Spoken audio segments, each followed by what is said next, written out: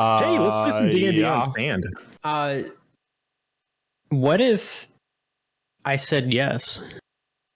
What if? I like the pause, like Matt couldn't figure out a good what if, and then was like, what if I just went with it? Like, tried to come up with a fun hypothetical. Couldn't. Why you gotta call me out like that? And dentists would agree.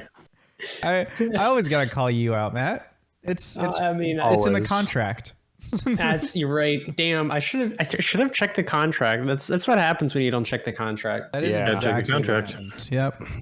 A sharp crack of distant thunder indicates that this storm's not as bad as it will be. In the early morning chill, Aulen, Jebediah, and Fox, you stand huddled in the still scorched entryway to the Thief King's Keep, which you visited in the first episode of this season. I say still scorched because last time you were here, the minstrel who robbed Clan Tructa detonated a black powder trap for Fox right in this location, with the giant drawbridge door behind you and the sort of stone tunnel leading in before you hit the courtyard. However, right now, it's just a decent place to get out of the rain that's falling softly into the courtyard before you. Shaken from the encounter with Makar the previous night, and with much to communicate to Yatha Myconid, Zothkug stayed back with the cipher truck, which you've hidden to the best of your ability in the nearby forest. You awoke early to come and examine the keep. Each of you split apart and explored for about an hour, looking for any sign of the Dragon's Head segment of the Rod of Many Parts, or even just something in general that might be out of place. And you now regroup, standing here at the entranceway, to discuss what you found. The keep sits still, ominous, imposing, silhouetted in the dim lighting of dawn, filtered through thick gray clouds, feeling more like a tomb than a tower as you begin your discussion. Well, I can start, I guess. I went into the kitchens, which seemed as one would expect, except for the fireplace, still had ashes in it, which was quite interesting because one wouldn't expect fresh ashes to be in a fireplace in, a place that supposedly has been abandoned for who knows how many ages. Were they still warm? In the kitchen. Yes, they were, but nothing else in the kitchen gave any other sign that someone was there. Just dust and no tools or supplies or anything like that. So that's what I found. That's definitely odd. I can confirm nothing seems to have changed since the last time we've been here. No, at least not with the traps. I don't know where if there's a secret passageway, I just don't know where to look. So I found something weird. I was in the armory, and do you remember back when we were looking for Zoth and he was fighting that big construct, kind of blew its chest piece out and stuff. So yes. I found there are these in the armory, there are these stone statues. They look like the kind of thing that you would hang your armor pieces on, put a chest plate on. They didn't have any, it all had been stripped out and looted and whatnot. Right. But they weren't standing there in their normal position to put stuff on. They looked like they were mid-stride, but they were just frozen there. And it made me think of that big golem thing that Zoth fought, in that there might be I didn't have much time, we had to get back and reconvene. But I'd like to, see if there's anything magical about them, because whether somebody casts a spell on it to make them move, or whether they themselves could move for whatever reason. At least that's a lead. I'm not. Yeah. I mean, I don't think it's as fresh a lead though as the kitchen though. I mean, freshly burnt ashes seems more time sensitive. I mean, these guys could have been moved around a long time ago. That's just odd. I agree. There do seems to be signs of, whether it's old or somewhat recent disturbances, obviously, from what we both found. The question is whether it has to do with the rod. I still suspect that it likely does, or even if it doesn't, it may be somehow beneficial to still get to the bottom of what's been happening here, because I would say the volume of traps, even if they haven't necessarily been disturbed since we last were here, seems somewhat relevant to something being important here, if that makes sense. I would agree with that one. You definitely don't put this many traps around something unless there's something worth the effort. I agree. I believe I remember Makar mentioning there being a dungeon level, or at least a lower level. I don't know if I'm remembering that completely correctly. You got me. But I don't remember anything specific, but I have an idea that might at least give us a. I mean, we could blindly start poking through here and exploring and whatnot, and there's probably nothing wrong with that.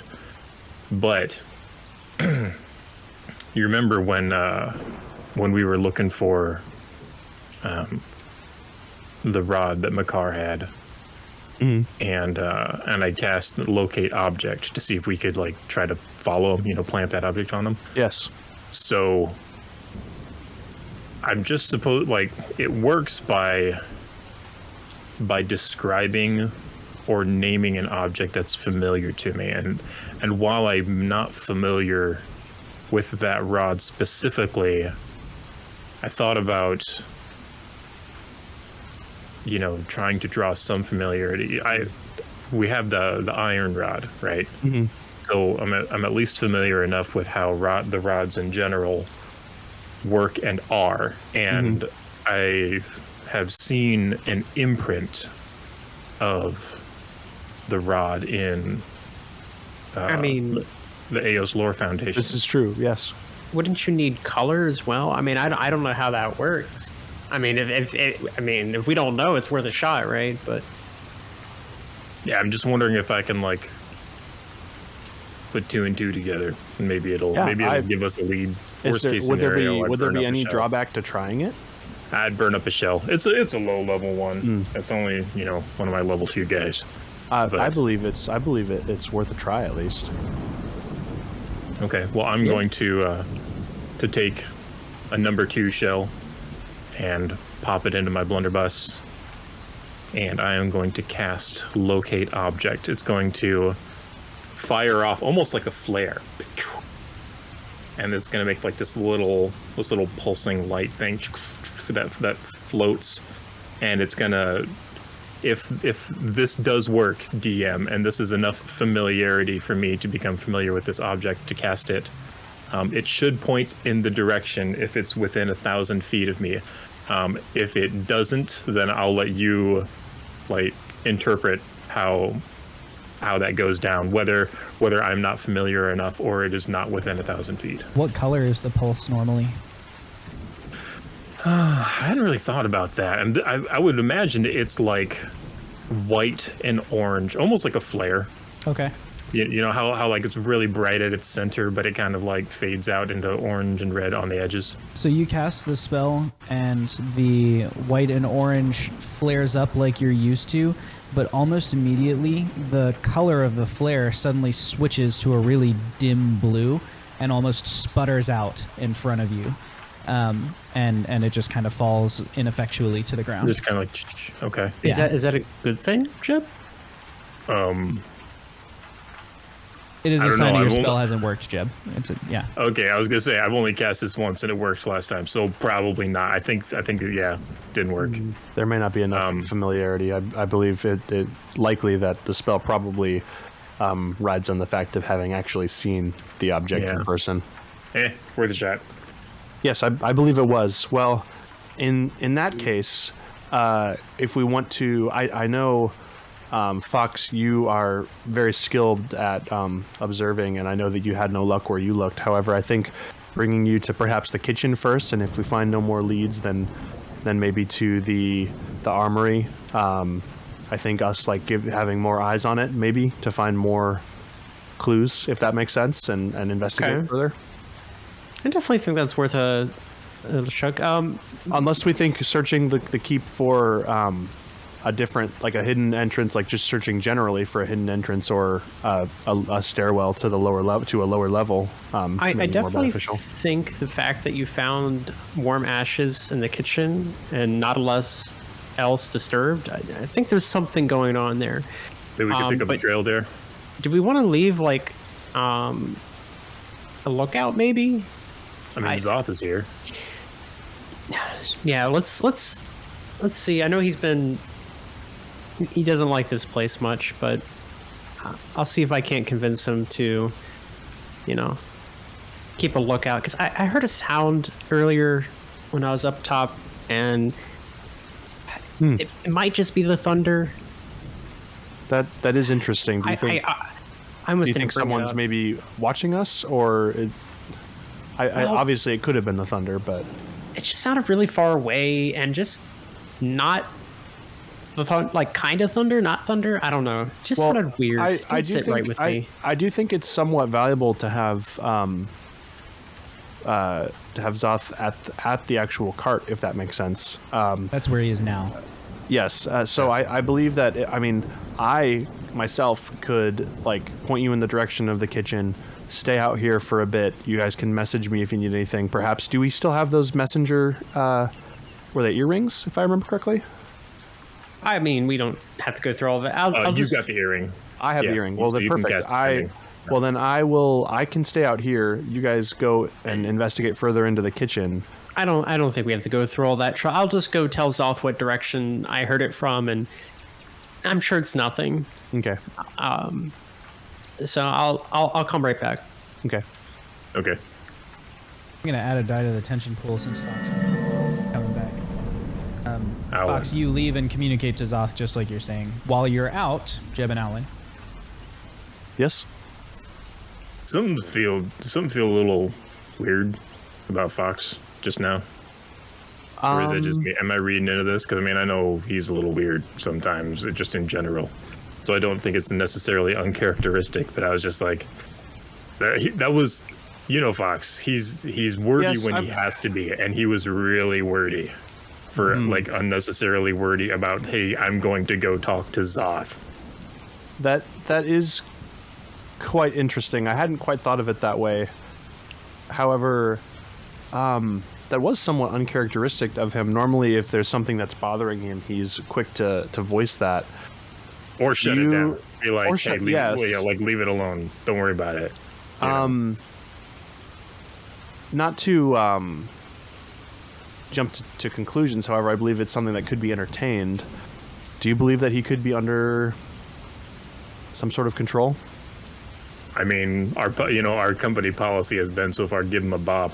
So that's true. Okay, well then the other thought is, do we wait for him here? Do we trust him enough to wait here and give him the bop when he gets back?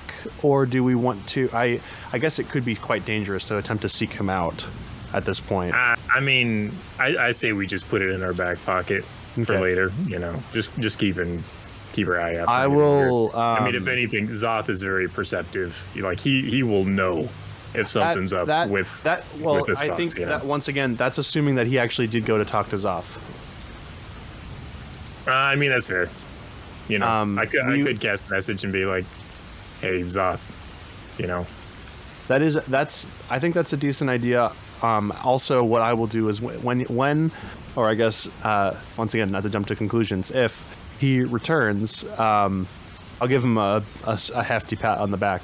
There you go. Burp him. Yep. Yeah. Well, all right. So are you sending a message to Zoth? Is that what's happening? Yeah, I'll just send a message and just be like, hey Zoth, Fox is coming to say hi or something. He said he wanted to talk to you about somebody being around in the area and watching. That, I guess one thing that we also didn't consider is that if Fox was thinking clearly, he probably would have just said you should message him.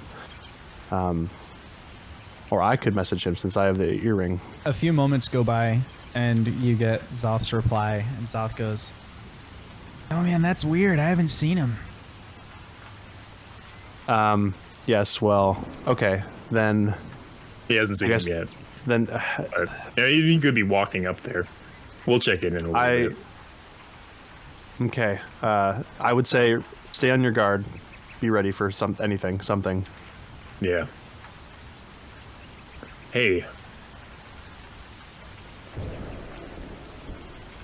DM. Yep. How much time did we take individually to survey our different areas? 1 hour. I'm going to add another die to the tension pool. Okay. This place is riddled with traps. Yes, that is correct. Isn't it weird that Fox's report was there weren't any other traps other than the ones that we set off? I mean, we were moving around for about an hour.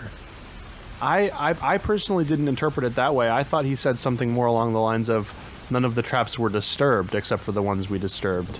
Okay. That's my mistake. But I'm sorry, I'm getting paranoid. I think we're reading into this too much. He was probably just like had to go to the bathroom too, and was like, "Hey guys, I gotta go really quick" because he doesn't want to say he's gonna take a week. And then we messages off, and then he's like, "Oh, he's not there because he's off on the side taking away." We're probably reading into it too much. Not to suddenly switch roles or anything. I think that this is perfectly reasonable suspicion under our current circumstances. I think now might be a good time to message Zoth again just to make sure. If Zoth replies that he hasn't seen Fox yet, I think it's reasonable to assume that Fox may be hostile. And if we see him again, we will first abnormal act abnormal. I think it may be our first line of defense towards this is just to give him the innocuous bonk. After that, we'll see what happens. However, the innocuous I would say bonk is the name of my band from high school. We played all like new age synth music. But otherwise, I would say let's remain on our toes. Like this could be. I don't want to risk death by just not being ready for any possibility, because I believe we have reasonable suspicion right now. So if you want to message Zoth again just to make sure that he hasn't gotten there yet. Hey, do you want to try it? Oh yes, sure. And I'll load up like the components into the blunderbuss and be like, he's got the I have the earring. I might as well use that. That's sending though, and I believe you can only use that once a day, right? Because that's like baked into the item. Just saying, like it's more better. Potent. Yeah. Okay. Well then, yes. Well then, I'll use the message. Yeah, and so you just like, and I'm gonna show you how to use it. Okay. So then, Aulen will take it, fire it off. The message is. Oh, you didn't whisper in the front. You gotta whisper into the front of it first, and then fire it off. Got it. Well, Aulen will whisper into it. Hey Zoth, just double checking. Reply whether Fox has gotten to you or not. If not, we are under reasonable suspicion that he could be possessed by the Aboleth, and then firing. Nice, good job. Thank you. That was pretty smooth. I'm not sure if that was concise enough, but a few seconds go by, and then the message comes back from Zoth. Oh man, I still haven't seen him. I'm looking out now about through the windows and stuff, trying to see if he might be out there, but I don't see anybody in the woods. Okay, well, he hasn't seen him yet again, and I believe that he should have reached him at this point. I remember, I think if I remember the walk here correctly, then that's been more than enough time. So, that means two things. One of two things. One is that Fox is like under some sort of control, right? Or something out there got Fox. That also could be correct, and I feel as though it's possible. Well, here's what's tough. If Fox is under the control of the Aboleth, then perhaps he is expecting us to follow him at a certain point and has laid a trap for us. In which case, it would. Then again, I'm not sure what other option we have besides springing said trap in order to figure out what's going on here. or B, if Fox has gotten in trouble, then it is good to follow anyway. So perhaps I've kind of talked myself into a circle into, well, it may be just best to try to find Fox. And if we spring the trap, then we spring the trap. And if we don't, and he needs help, then we did the right thing. Yeah, I can get behind that. Okay, well, then, let's be on our guard and be ready to spring a trap. And I think we set out then to follow where Fox was headed. It doesn't take you long to find Fox. Hey, give a man some privacy, will you? Just stop right there. It's been like 20 minutes, my guy. Do you not see me behind the tree for a reason? All right? We'll give you some privacy. Apologies. I'm just... Can't I just use the bathroom for once? I mean, have you had troubles going to the bathroom before? Not to get too personal, but... Is this a changeling thing? Do you, like, only go once a year? Is this a... No, I just felt a sudden urge. I don't know if it's what we ate today, but like I've been sitting here. I'm just trying to take care of business, okay? You know, I keep telling you should just eat the desserts out of your rations. If you went back and ate those other half-opened rations, those things are gonna go bad, man. But the desserts are so good. I don't want to hear you talking about dessert from behind a tree. All right. Hey, point us in the direction of the kitchen. We're gonna go check it out. You just follow us. Be like, I'll catch up. I'll catch up. Yeah. And make sure you talk with Zoth. He's freaking out that you haven't come by and said hi yet. Why did you all message him? We just you were gone for a while, and we thought like maybe there was like an owlbear that got you or something. It's been like 10 minutes. No, it's been like 20. Oh, okay, fair. But it's really hard to find a good spot out here, all right? No worries. No issues. We'll go back to the it's not kitchen. even a good spot because you guys almost walked into me. We were just making sure. Better. All right, well, I'll catch up. We'll head back to the kitchen. You head back inside, cross the rainy gray surface of the keep, back to the main tower where you had your first fight with the Thief King. And instead of going up the tower like you did to chase him down, you go down the tower. There's only one floor beneath the surface, and that floor is the kitchens. So there's several big stone ovens basically recessed into the walls, and then they have presumably chimneys or something that would go up to the surface through the walls of the tower itself. There are large wooden tables covered in a thick layer of dust where perhaps meals would have been prepared. There's a cellar off to one side that is completely devoid of anything. There's not even a door on it, but where there would have been barrels of apples and ales and things like that. But again, empty, thick layer of dust. No footprints, no handprints in the dust, nothing like that. But in the center stove, as Alan reported earlier, there are some ashes on the ground there, and you can tell that they are fresh because in the other two there are the like dusty remains of what happens to ashes when they've been left for a long time, where it's more cobweb than substance. But here at the center there is it even feels a little bit warm to your hand. They're not glowing or anything like that, but when you reach your hand and they feel a little bit warm.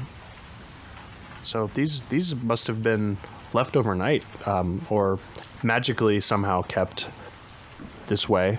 My guess would be more, though, left overnight. Whoever was using this area or cooking here must have been here yesterday.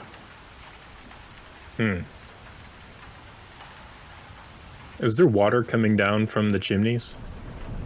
Yes, just the little rainwater, not like a flow of water or anything. But, the occasional drop plip-plops down through the chimneys, and all three chimneys are that way. So there's also water falling onto the slightly warm ashes. I'm going to fire off a detect magic. Yeah, you are, and you're going to detect some illusion magic. Fireplace. The rest of the room is non-magical. I missed the part what you said was illusory. The ashes in the fireplace are illusory. I'm getting some really big illusion vibes off of these ashes in the fireplace. Interesting. Do you want to try to poke them from a distance, or? That could be beneficial. I could take a javelin and, well, I don't know. Should we? How do we want to disturb them? Like get you as could far just back use as this. we can. And Jeb walks up to the side of the oven, and there's like a big, long one of those pizza paddles, for like putting stuff into the ovens. Yeah. Here, you just slide that in there and poke it in. Aulen will kind of step back, as far away as he can while still reaching the paddle in, and he'll just try to maybe scoop up the ashes, kind of get them onto the paddle and pick them up. Okay, I'm gonna roll tension as you lift up the old dusty sort of ore-looking, pizza paddle. This big cloud poofs up in your face, and it's enough to make you sneeze, but it doesn't seem to have any long-term effects or anything like that. You don't feel like there was any mold in it this time around. And then you slide it into the fireplace, and it goes right through the ashes. And then as you expect resistance and are pushing to scrape along the floor like you would, instead of scraping ashes, you hear a splintering crack, and the whole bottom of it falls apart. It was a false floor. And looking down into it, you can see a very accurately hewn square tunnel extending off to the east, and you can't tell how far until you jump down. It is completely unlit at this time. So all you can see is the little square that would be lit by the moonlight coming through the chimney, and even that's really dim because it's filtered through the storm clouds and the rain. Interesting. At this point, Fox re-arrives. Hey guys, you find Holy anything? cow! Aulen's gonna do a thing where he points at the tunnel and simultaneously goes up to Fox and whaps him on the back, just a hey buddy, we found this thing. Did you need to do that? Was that necessary? I mean, just missed you. Okay. We found this tunnel. Oh, well, that's good. Yes, It's a new thing we're agree. trying now for the company. Congratulatory backslaps. Yes. Very strong congratulatory backslaps. I see. Congratulatory Aulen backslaps is my polka band. Aulen is, it's definitely within his wheelhouse. So All right. Well, tunnel's the important part here. Yes. It looks as though it extends east. However, we cannot see how far until we dive You said in. east. Yes, I believe. That's the direction I told Zoth to look. To look. Oh, Look east. as far That was as where I heard that that's where you sound. heard the thing coming from. Yeah. Yeah, but that was outside. well, perhaps the tunnel leads to somewhere I outside. don't know. I just don't like coincidences, Like cardinal directions. Well, I don't. I'm with Fox on that. I believe that it could be correlated in some way. I feel like there's a 5% variance on the direction this tunnel is going and where I think I heard However, it. all of that to say that I don't think that necessarily means anything besides, well, time to investigate like we always do. And you know what I'm that just going to means. be a little bit more cautious. That's You all. know what that means? It means it's story time at the Wing Badger Tavern. We'll be right back. Sinir, Gaunteus, Kotix, Owara. Long ago, the four ancients created a world in harmony. Then, everything changed when the chat emped magic. Only Kelnor, master of good vibes, could stop them, but when the world needed him most, he vanished. 2 years have passed, and four adventurers have discovered a conspiracy, a company selling magic. And although their roleplay is great, they have a lot of XP to earn before they're ready to save anyone. But I believe they can save the world. Let's meet our characters for the evening. Hello, I'm Fox, played by the human Matt. I'm a rogue changeling, and tonight I'll hopefully find another spot where I won't be interrupted to do my business. Hey, Wash, I played Jebediah Peppermint, the gunfolk, the gunfolk mole wizard. That's so metal. Yep. He's a gunful mole wizard. And I was gonna say something funny, but that beat it. So there you go. That's what you get tonight. Hi, I am Jake. I play Aulen Woodrear, the Azamar Barbarian Artificer, and I also wish I was a gunfolk in real life. That'd be awesome. That's pretty amazing. And I am Josh, your Wing Badger Game Master. We're going to jump right back into tonight's adventure as you jump down into the tunnel before you. Now that you've jumped down into it, those of you with dark vision, which is 2 of the 3 of you, can see that the tunnel stretches off actually further than your dark vision reaches. So it is a straight line to the east, rough-hewn square corner, or not rough-hewn, smoothly hewn square corners. Like, this is an intentional tunnel. And looking down it to the distance, dwarvish. the first thing that you notice is that about 50 feet away on the right wall, there is a big lever just like sticking out of the wall, and it is currently in the down position. Further down from that, just at the very edge of your vision, you can see some kind of like dim shape thing, but in the dark, it's hard to tell. I mean, it could just be like a weird trick of the shadows, but it could also be some sort of structure. It is not moving, so you're confident it's not like a living creature or anything like that. And For that is what you Fox's see. benefit, Aulen will cast Light, which he, as an Azamar, has been able to do, but because of the lack of magic previously, hadn't been able to do it. But because of the weave that we now have, Aulen will just like cast Light with his one hand and have his sword in his other hand, so that Fox is able to see. Makes sense. In the I believe 30-foot glow of your light cantrip, you are now able to see that the lever is a metal construction coming out of the stone wall. And it's a fairly simple lever in that like it only has 2 states. It's just down or up. And coming out of the side of it, there are some hot wires like you saw back in Tumbleweb. Like it appears to be connected to some sort of power structure system. It will do something when you flip it. And unlike above where the keep seemed abandoned, everything in here seems to be in really good shape. This is like a well-oiled lever. There's no cobwebs on it, no dust, nothing like that. So whatever it's meant to do, you're pretty sure it will work when you throw the lever to do it. Guys, let me go ahead first, because this place is looking a little too clean for me. Do you see anything way down there?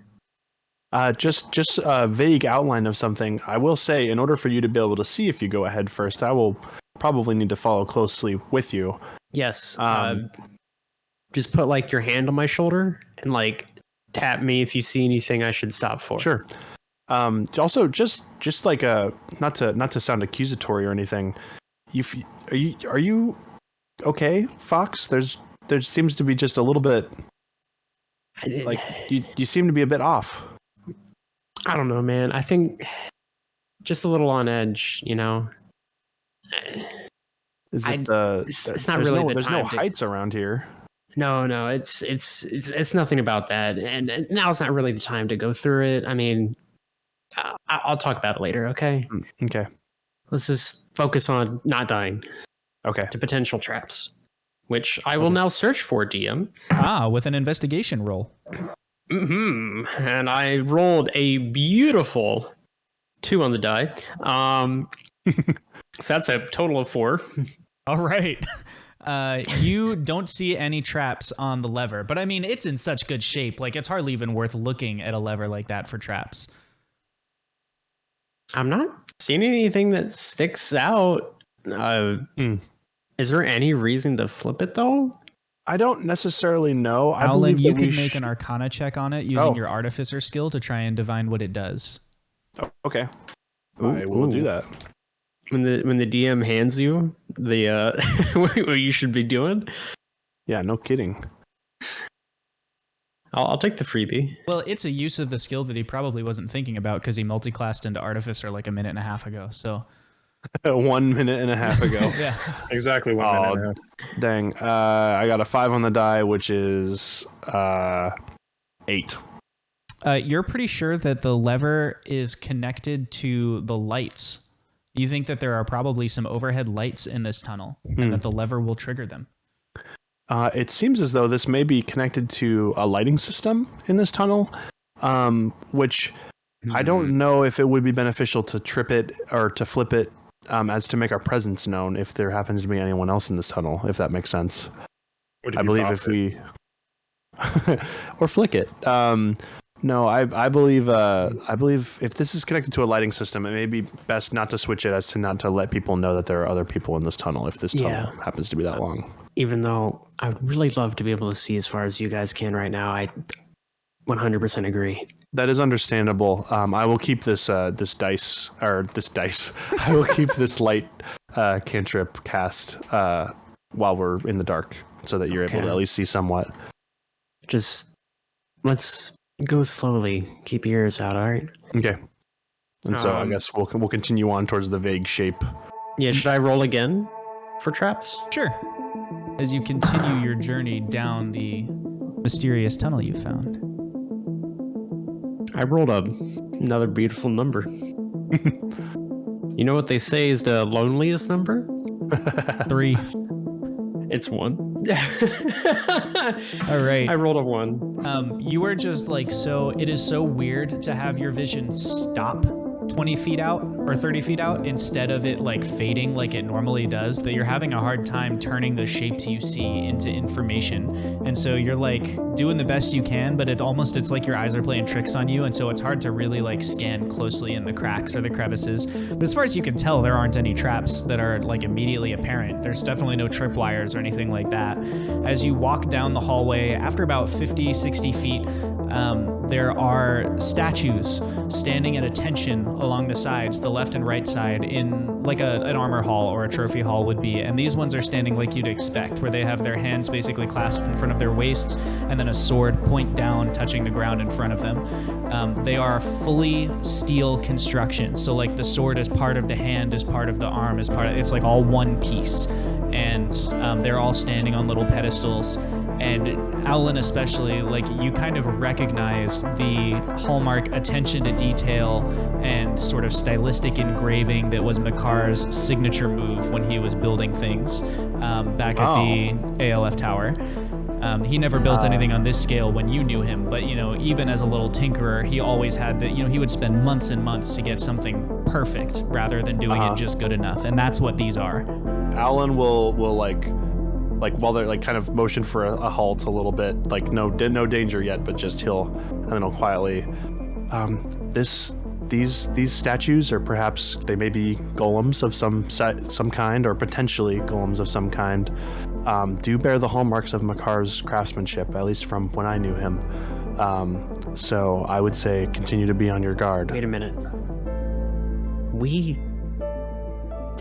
How did we open the trapdoor to get down in here? I accidentally opened it using a we saw that those ashes that I spoke of were actually illusory, and I took one of the like food spatulas essentially and stuck it into the ashes, and then the floor broke out from underneath it, and then that's how we found the tunnel. Okay, that's what I was looking for, was the keyword broke. If Makar is using this place for any purpose, and he finds a broken trapdoor while we're still down here, any chance of potentially hiding is going to be lost. Because then he will know, right, that somebody's been down here or is down here. Is there any way that we could repair it? Jeb, do you have, like, could you repair it with any kind of magic thing you have over there? I can, but it would be more of like no, I can't actually repair the trapdoor. And I also could seal the door off either, but it would be a number 3 shell, and I've only got a couple of those. Yeah, I get it. And I'd have to use another one to get out, to undo it. Well, that's something we need to keep in mind. Yes. We'll just keep an eye over our shoulders, just watch our backs. That's because I also would assume that is not the only entrance to this area, if that makes sense. Like, I'm sure if this is Makar's doing, that he would have multiple ways to get here. That would be the safe way to make a place like this. So he may not find us from there. However, he may have reasonable suspicion to think that we would attempt to seek this out, but we'll see. I believe just keep our heads on a swivel and continue onward. All right, you What's that continue. mean? It means be ready to look out at any direction, like kind of keep yourself on your toes. Similar to that, it's an expression that was used in my basic training often. I don't get it, but I'll just watch you and do what you do. It's this idea of like, make sure you're able to look out at any direction at any time. You're always aware, so that like in training, it was used so that like they would throw things at our heads while we were doing drills sometimes, and you want to be able to dodge that. But anyway, I think he's trying to say like, keep your eyes like an owl's, Yes. like 360 view. Yeah. Like don't move your eyes at all and only turn your head. Not Because owls can't turn their eyes. Let's continue on. Like how much the head Makar turns. is following us. We're now giving him more time. I'll take up the rear, and now we'll watch behind us. Okay, cool. That's So all. I will keep my eyes on a swivel. DM, Yes. what does the nat one apply to? The nat one applied to your search for traps. Continuously or Just in this until the room? next time that you do something Okay. that would interrupt that search. You didn't actually stop at the statues. You just walked past them, and Aulen made a comment on them. So I'm assuming you're still basically searching as he does that. Yep. But the next time that you stop or interact with something, you'll get another roll. So you continue moving down the hallway until you finally, like maybe another 120, 150 feet. You're probably out of the keep at this point, like topographically. Right. You come to a old wooden door. Oak wooden door. It is well constructed. It's thick. It's solid. It has two metal cross beams that reinforce it. It's on well set hinges that have been anchored into the stone wall properly, and it has a big brass knocker in the center of it. And the brass knocker actually has some more wires coming out the side of it. Fox, as far as you can tell, there are no traps on the door. I mean, I haven't seen anything yet that looks like it's a problem, but it's got more of those wires. Anything you can see? Can I roll Arcana for these as well, or no? Okay, cool. Boop-a-da-doo, boop-a-da-doo. I feel like I need to pick up some of that skill, Aulen. Like, that'd be really useful for looking for traps. It helps that I'm somewhat familiar with Makar's workmanship as well. I got a 15. You got a 15. It summons an elevation change machine when you hit the knocker on that door. In fact, you're pretty confident just based on the way the wires work and the way it's arranged and, kind of peeking through the gaps in the wood. Like this door, you think it opens onto a vertical shaft. Like there's nowhere else to walk until the elevator has been summoned. So that's what this does. You also are fairly confident that there's some other function that you don't have enough pieces of the puzzle to figure out what it does. Like there's something that like, oh, this power is another thing, but I can't see the mechanism, the power, it's like this is the relay, but then off in the distance somewhere would be other things. Okay. It seems as though it's likely that there's an elevation change machine shaft behind this doorway, and this knocker summons the machine. However, there's also this other wire here, and like Aulen will kind of point it out and stuff, that goes somewhere else that I'm not quite sure where that goes to. I think it could be, I suspect it could be some sort of alarm. If, there's some unwanted guest here summoning it. Because if I'm not mistaken as to what I think the purpose of this is, Makar is probably the only person that knows this is here. And if he knocks and the alarm trips, then of course he knows it's him. However, if anyone else were to knock this and summon the machine, quite possible that then Makar would be alerted. No, I get you. I'm not any way we can open up this door without using the knocker then?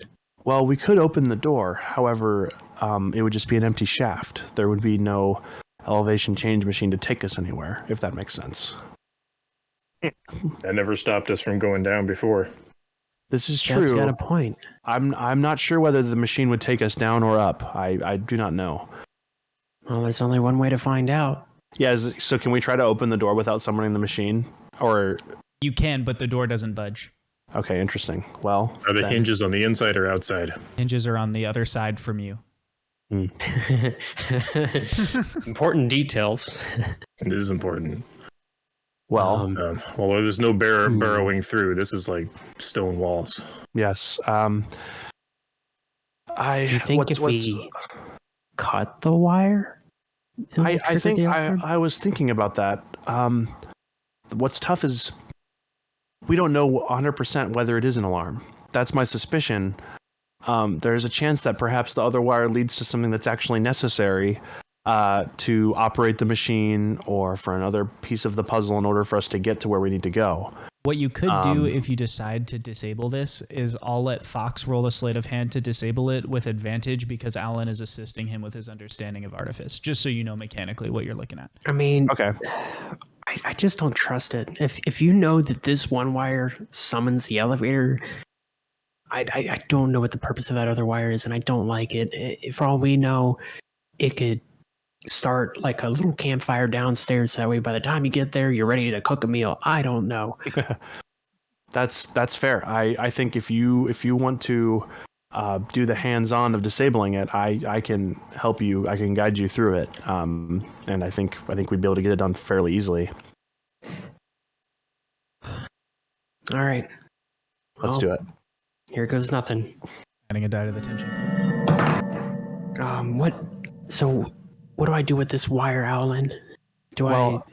I think if you want to like put a kink in it here, fold it a little bit here before cutting it here? Yeah, cutting it here. I think that would. All right, but not here.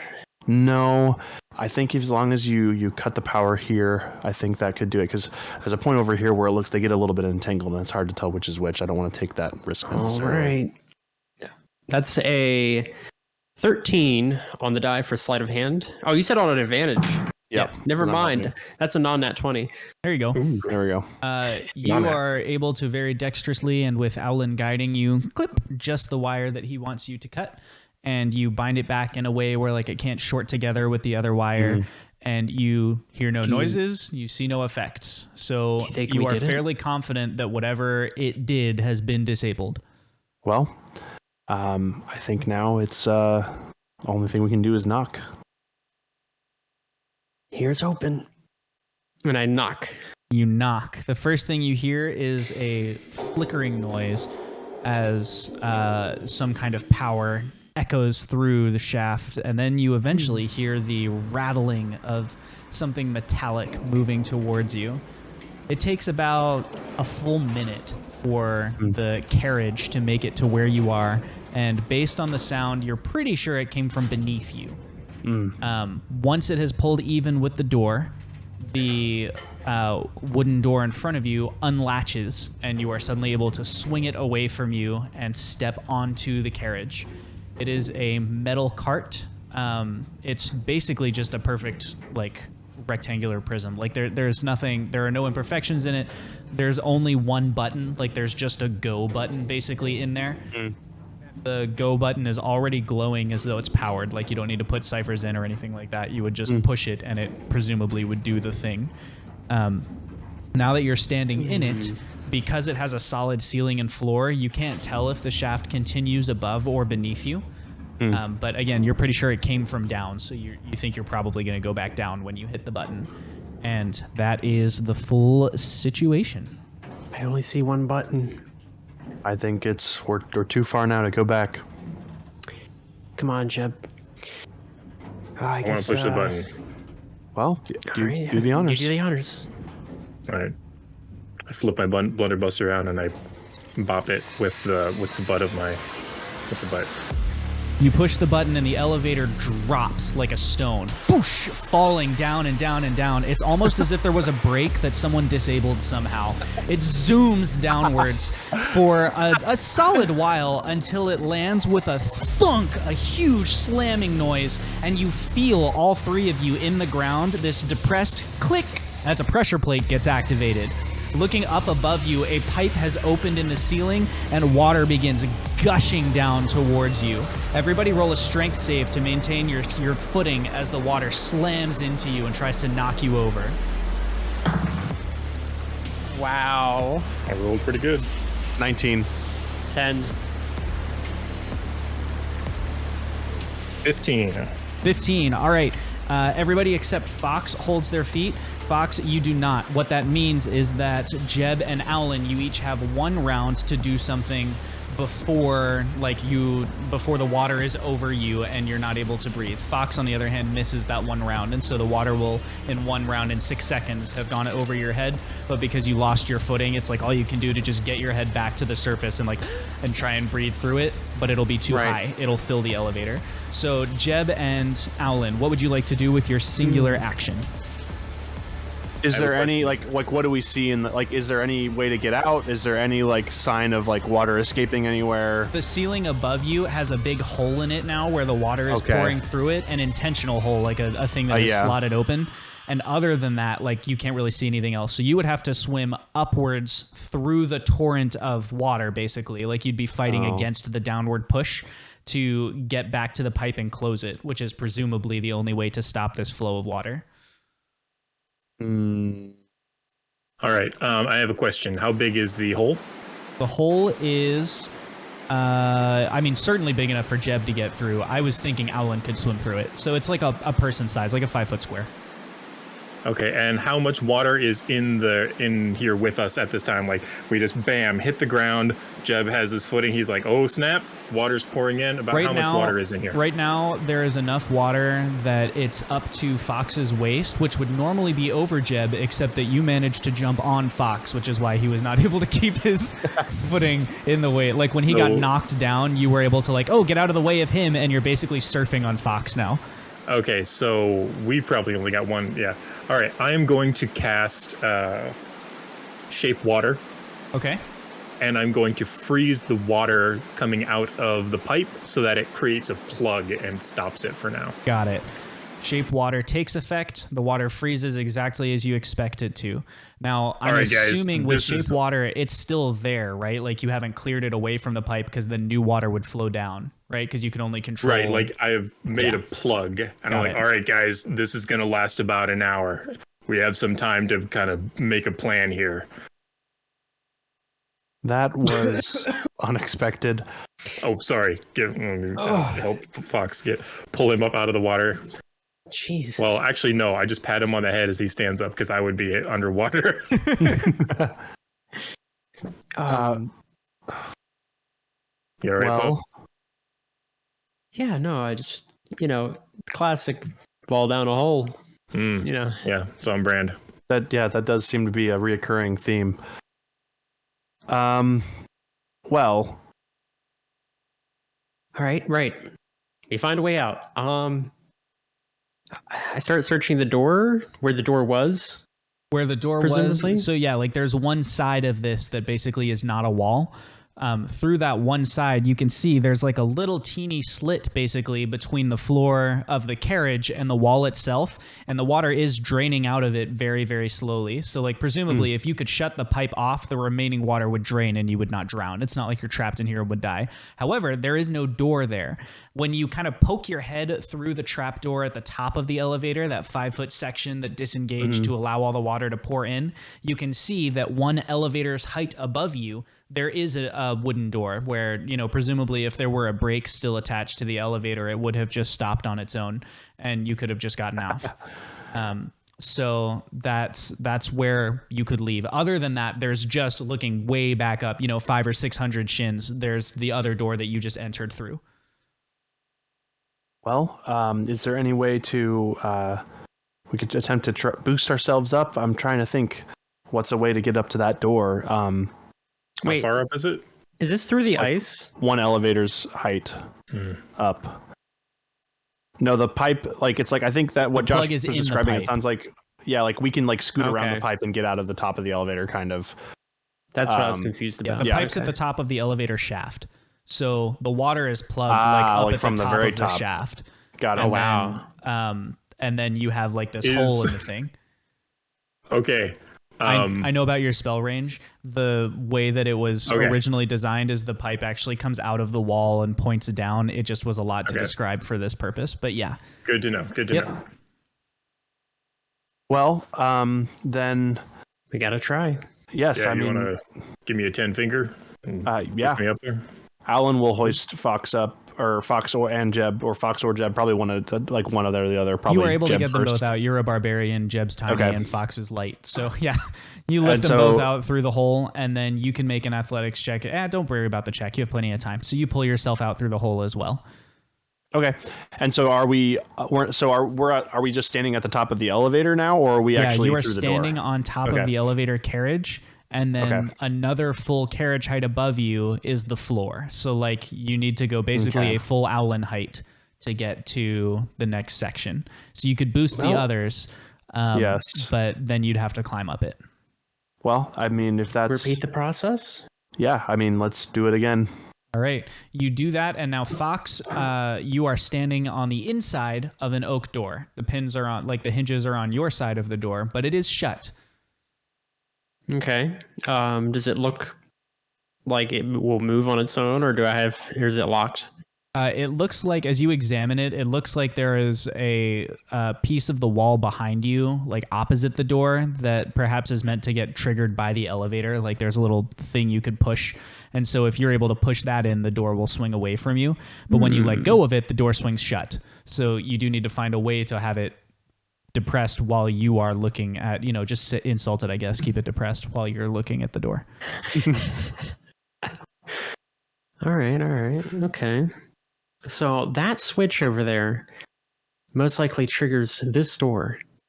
Either we say screw the switch at this point because we've already busted the elevator, and we just go ahead and just take the door off the hinges, classic hinged off the, you know what I'm talking about.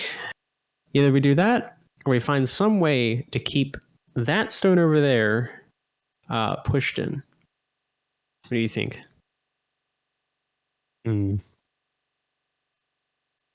Let me look at options here. I'm thinking about what I have on me, but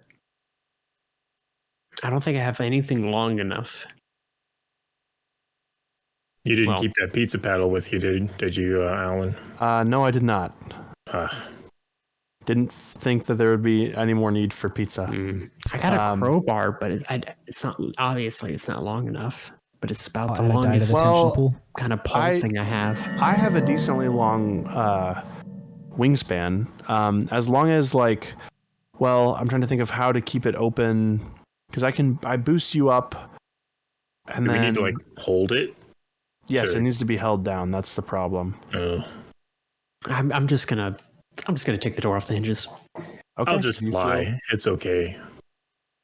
Well, if you can fly and keep it held open, then you can keep it held open for Fox and for don't worry me. About it. I'll take care of it.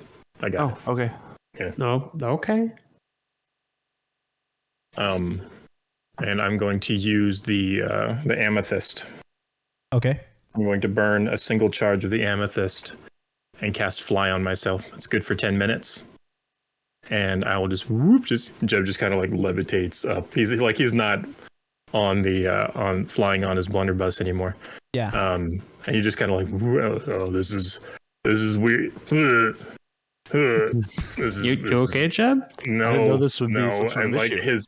his legs kind of paddle a little bit because he doesn't really. And I'm just is this one here, right? Yes. Yeah, that one. Okay. Yeah. And I press it. You press in the button in the wall, and on the other side where Fox is, the door swings open, and Fox, you are able to just step through. I step through. And so then you do. Alan will do the, if you need me to roll athletics, I can to get up there and. Nah, you make it. Okay. You got it. You, Alan. Fox, could you give me the crowbar?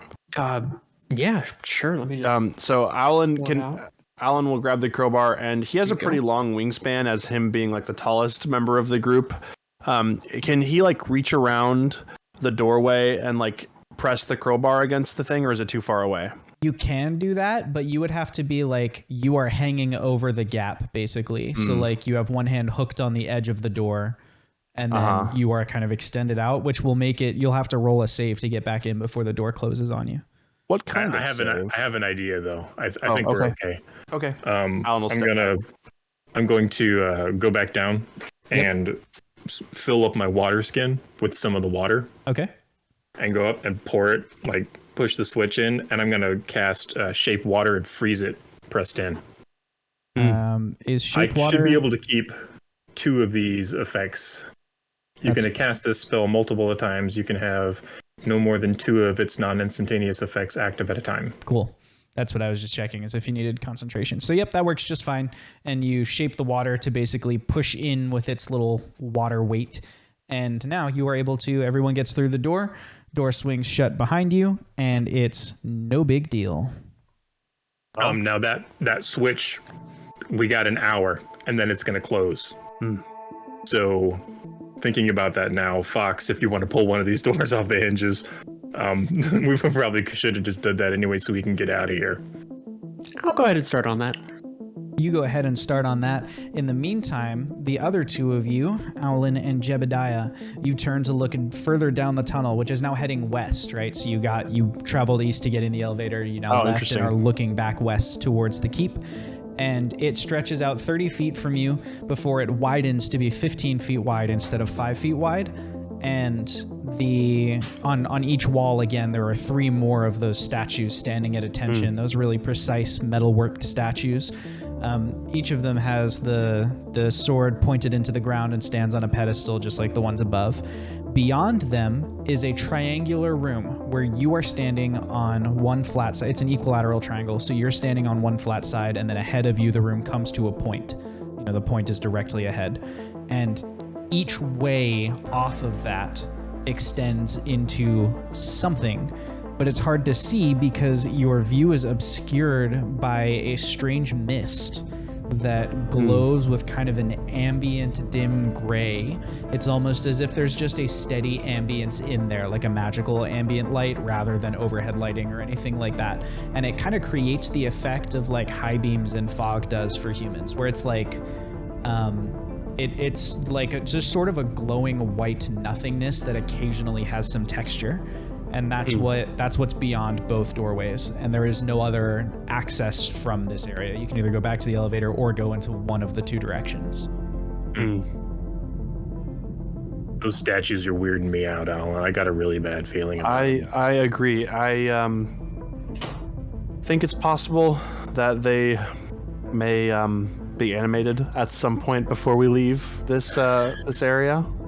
Well, the thing is like, I feel like there are probably some sentry guards, but I also feel like if we tamper with them, we might alert them. Like maybe if we just keep a low profile, that'll be the best option. I thought we were doing good by cutting that one wire, but we ended up making more trouble for ourselves, and I'd hate to do that with these things. I agree. I think that more meddling when we simply suspect something rather than... we shouldn't... Cutting that wire was a risk that I now realize we probably shouldn't have taken. So it's, I think we're at a point where we shouldn't provoke more than we need to, but we may end up just triggering something of that's set to be triggered, and we'll see what the consequences of that are. At this point, Fox, you have finished with the door. More meddling when we simply suspect something is the name of one of the Jebediah Peppermint Chronicles. All right, guys. So what are we looking at here? I think we should try one of these doorways, I guess, or hallways. I don't think we should split up. I think we should all go down the same one and see what's beyond it. I don't see really many other choices. DM. Yep. Does the mist smell? Does it have a smell to it, or does it feel like water vapor? The mist does not feel like water vapor. It actually has no smell. I think there's something magic about this. Yes, I figured as much. But that means... Oh. That means one of three things. I get what you're saying now. This is either Wingle Digits or the rod or his rod. Yes. I'm gonna turn the rod off on Big Boy. You turn the rod off. Does anything? No, the mist stays. Okay. Well, turns it back on. So it's not mine. That means it's either Wingle Digits or I think, do we want to try left? You guys are the magic guys. I'm going to trust whatever direction you pick. Well, here's the thing. You're right. Yeah, let's go left. Nice. You guys decide to go left, and stepping into the labyrinth, behind you is obscured by the mist almost as quickly as in front of you becomes apparent. Mist fills in the gaps behind you and almost swirls around you, not quite as if it's following you, but certainly as if it's constantly rolling with motion. You only have about 5 feet of visibility in any direction. Even with a light, like a light cast or anything like that? Your light cast actually makes it worse, like because the room is full of haze. Okay. So basically, it's just catching on all of the haze. I'm going to use the last couple minutes of my fly, and I'm going to fly up. Is there a ceiling in here? There is a ceiling, and it's only a little ways above you, so it's 10 feet tall basically. So this is a tunnel like the one above you, except that it is now part of this sort of mist-filled labyrinth. You stroll along for a little while, and you realize like the path is curving this way and that. You see different splits to the left and right. You find all sorts of different options for you to go down. You hit several dead ends and are forced to turn back. I'm going to add a die to the tension pool as you spend time meandering the labyrinth. And eventually, you come to another one of those wooden doors. It's got, a knocker on it, just like the one above did. It has some little wires coming out the side of it, and you can Neither also of the turn wires back are and go cut. other ways. None of the wires are cut. No. Can I have done a thing Which thing? while we were going through the labyrinth? What'd you like to do? I'd like to pull out the bar of soap that I bought back at the bazaar, and I would like to just scratch arrows onto the ground, like on the left corner, bottom left corner of the passage, just like of which ways we went, so that should we need to get out, we can follow that backwards. Sure. So you've been writing little arrows on the ground for you to follow and maneuver with. I'm going to clear the tension pool, and then we're going to figure out what you do at the door.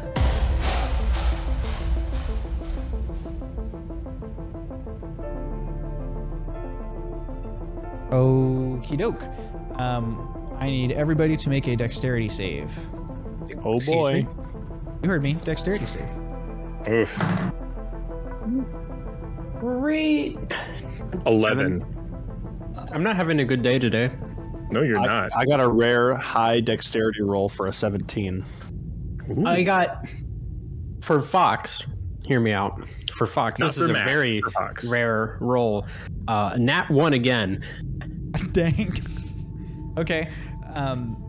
Fox, take a d8 of damage. You may roll it. Jeb only takes a d4 of damage. Aulen takes no damage. As you are walking, you go around a corner and you're sort of tagging, right-hand rule on the wall to keep your place, and something scratches you. And it's a very shallow scratch, but Aulen, you notice because you hear the little whir of gears before it happens and you're able to pull your hand off the wall. You registered just a hair too late that whatever scratched them seems to have taken a sample of their blood and vanished back into the wall of the labyrinth. That, not to worry anybody. What's that? That was something, my guess is some sort of artifice designed to take samples of our blood. That's worrying. For what purpose, I do not know. Excuse me? Actually, can Aulen roll something to see if he can Sure, roll discern what Arcana with purpose that could be? disadvantage. Okay. It's a good first roll. Okay, second roll. That's 13. All right. With your 13, you are not sure what purpose it could specifically be used for, but you know that a lot of divination magic requires something of the targets, like a lock of hair or a sample of blood or something like that. This is likely to do with some sort of divination magic, and I believe it's now more than safe to assume that Makar knows we are here, or at least someone knows we are here. Oh. Well, that's great. With my blood. Yeah.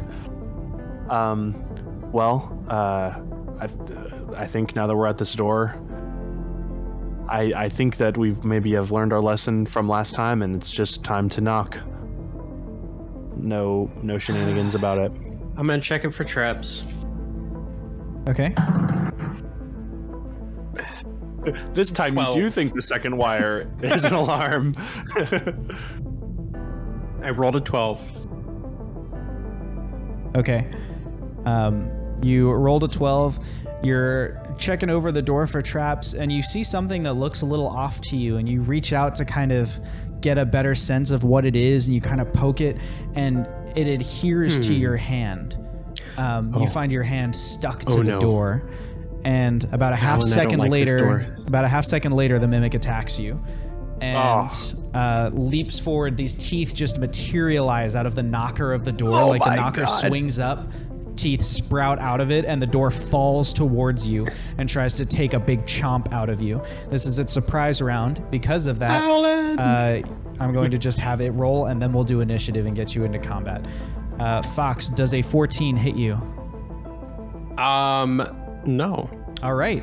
It falls towards you, and you are able to like basically yank your neck back to like get out of the range of the chomping teeth, but your hand is still stuck to the door. This means you are effectively grappled. In order to escape, you'll need to make an athletics or acrobatics check with disadvantage from the mimic. Everybody may now roll advantage. You mean initiative? Initiative. That's what I meant. Yes, initiative. Wow, Like you guys almost lucked that sounds out. Great. Yeah, you're like the people who told the teacher about the homework. Dang. Yeah, go ahead and roll initiative. I got an 18. A 25. I got a 4. All right, Alan, you've not been doing so well with your initiative rolls. I have a -1 to initiatives. That doesn't help. And okay, it got a 9, so it only goes before Alan. So that's top of the round. That brings us to Fox. Fox, you have 30 seconds. I'll tell you when it ends, and you'll have 10 seconds to act. So if you want to ask questions, you can. Do I starting now? Yeah. Oh, I'm gonna go ahead and just try to remove myself, ungrapple. Okay, so that's your athletics or acrobatics, whichever you choose. We're gonna do acrobatics. Escape DC is 13. That doesn't matter. That doesn't matter. You get 1. I rolled another 1. You've rolled another 1, dude. You are not doing so well. As you try to pull yourself free, the door like actually falls onto you a little bit, and you take a d4 of damage. Ooh, 4 points of bludgeoning damage as the door just full weight falls upon you. And that brings us to Jebediah's turn. Jeb, you've got 30 seconds, and I will tell you when it ends in case you need. Crank up the blunderbuss and shoot an iridescent orb that kind of like looks like it's chromatically shifting, and it hits him, and he needs to make a Constitution saving throw. Yeah, he does. DC 14. DC 14 Constitution save. Well, that's a nat 1. I'm gonna roll. I don't even need to roll again, but I did. He confirmed his nat 1, so he definitely screwed up. What happens to him? That is, I'm using my momentary stasis on him to slow his time down. Okay. He is incapacitated and has a speed of 0 until my next turn. Got it. And I'm just gonna say, Aulen, I've got him frozen. Just hit him hard. That brings it to the mimic's turn, where it does nothing because it's incapacitated with a speed of 0, which brings us to Aulen's turn. 30 seconds. Aulen is going to use his newly gained extra attack from being a level 5 barbarian now, and he's just going to hack at it with his greatsword.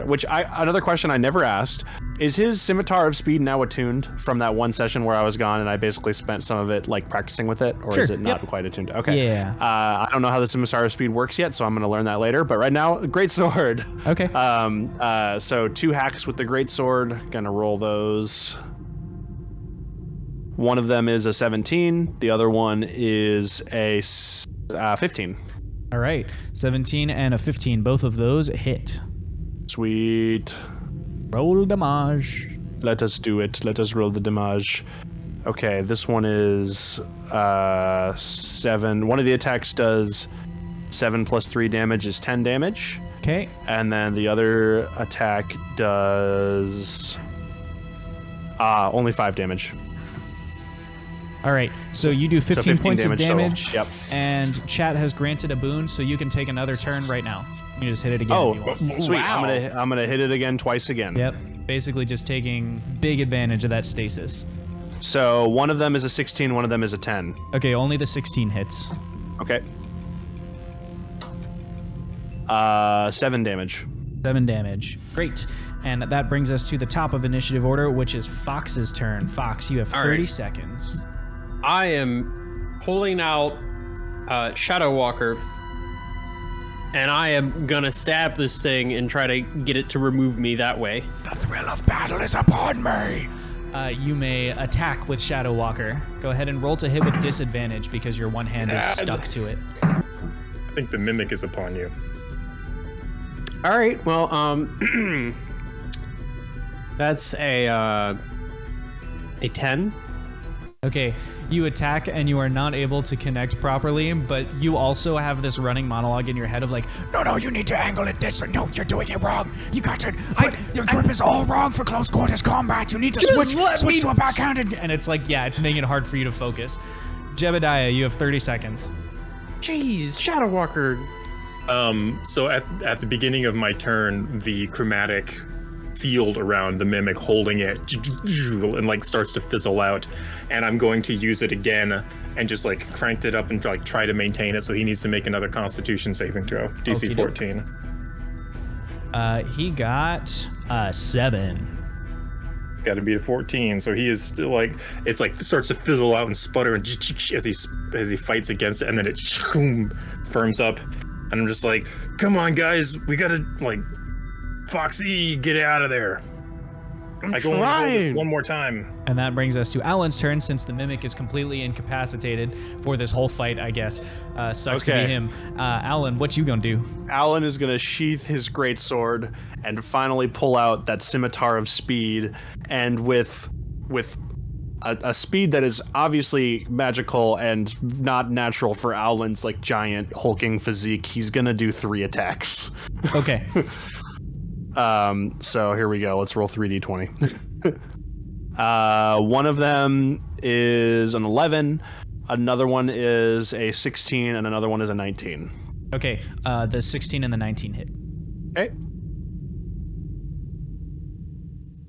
So that is total damage is going to be 6 plus 10, which is 16. So 16 damage. All right, 16 damage. You slice into it a couple more times, and it shudders, and little splinters of wood come off and turn back into some sort of gray alien flesh as they fall to the floor and smoke. But it is still there, still grappled to Fox. As we get back to his turn, Shadow Walker says, Try again, but better. Oh. All right, look. All right, backhanded. Here we go. It's all in the wrist. Is this still at disadvantage? yes. I just hit the mic. Sorry. I got a better roll that time. I got a 12 plus 6. My brain short. 18. Okay, that's enough to hit. Since you are trying to escape by using your sword, roll damage and divide it by 2, and we'll say that instead of like getting the perfect hit, you use the sword to like pry yourself off. So damage minus 2? Damage halved. Damage halved. Divided by 2. Someone didn't do math. 6 damage. Okay, you finally pry your hand free and like do a nifty little combat roll backwards as it topples to the ground and switches back into basically this gray roaring something. It's only about as tall as Jeb is, but it's mostly fangs. Like it's just this big gaping maw looking towards you. And that brings us to Jebediah Peppermint's turn. Are you gonna try and keep it frozen again? I can't. No, I'm going to back away from it a bit. Okay. And I'm going to cast Ray of Frost. Okay. That's a ranged a me attack. Yeah. Yeah. Its AC is 12. Got a 21 to hit. That's higher than a 12. Yep. And 2d8 cold damage. So that's 6 cold damage against it, and its speed is reduced by 10 until the start of its next turn. So it just like with this big beam of ice. Normally he's been using like the big shattery poof of icy cloud that people have to dodge away from. But this one, he like twists the barrel and focuses it down almost like a laser, and just like, and it like streaks across it and makes these ice crystals like freeze up around it. Got it. Cool. It's going to use its turn to polymorph into stone and attempt to hide on the floor in front of you. It's going to roll stealth at disadvantage, and each of you is going to roll a normal perception check to see if you can still see it. It got a 17, so that's the number to beat. I got an 18 on the die. Nice. Fox. I would say Aulen got, I think, total a... Oh gosh, plus 2 to 21. Math. Sorry.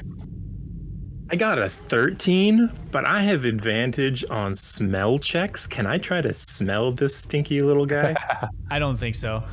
Okay. He's trying to use the like mist to obscure himself and hide in the distance, and because he's shape changing, like, you know, it's all sensory anyway.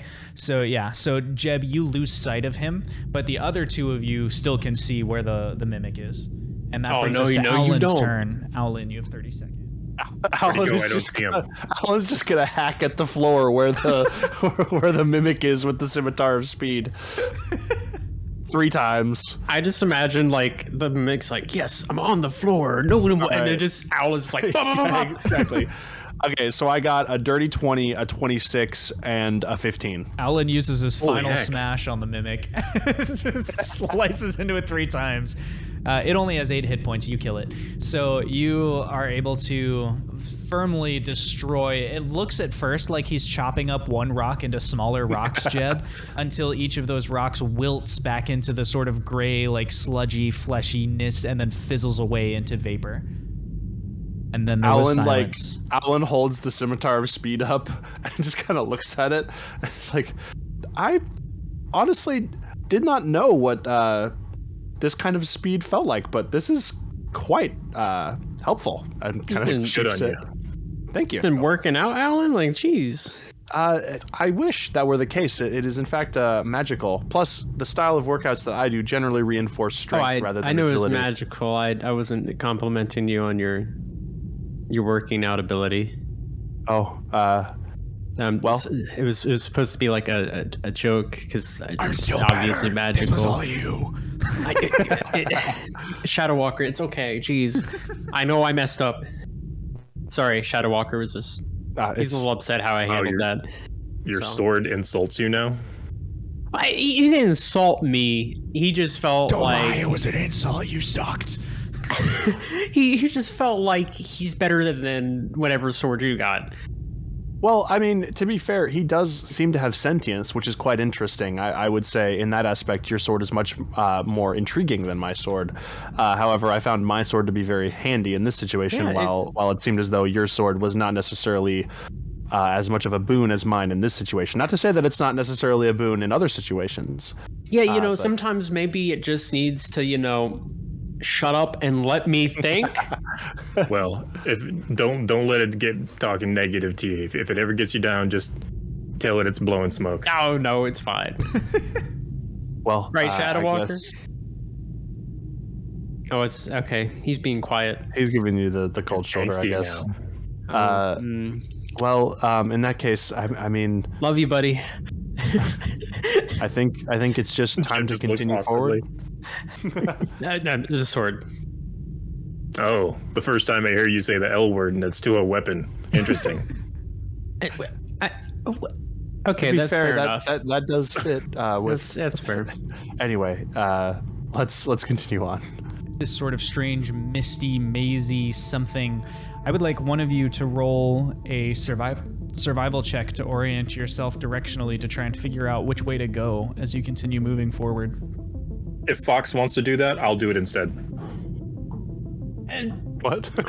Because he's been rolling so low. That's pretty funny. This, I'm not even trained in it, and I got a +0. But I think I can handle it.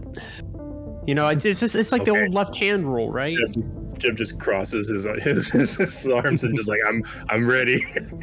Following you, pub. It's the left hand roll. You just stick to the left wall, and you eventually make it out of these, right? Yeah. Okay. What am I rolling? Survival? Yep. That normally applies to like hedges because of the way that they grow. You know, you can build walls in whichever way you want, but you know, that's you do you. So if you think about it on a scale of 1 to 10, Yeah.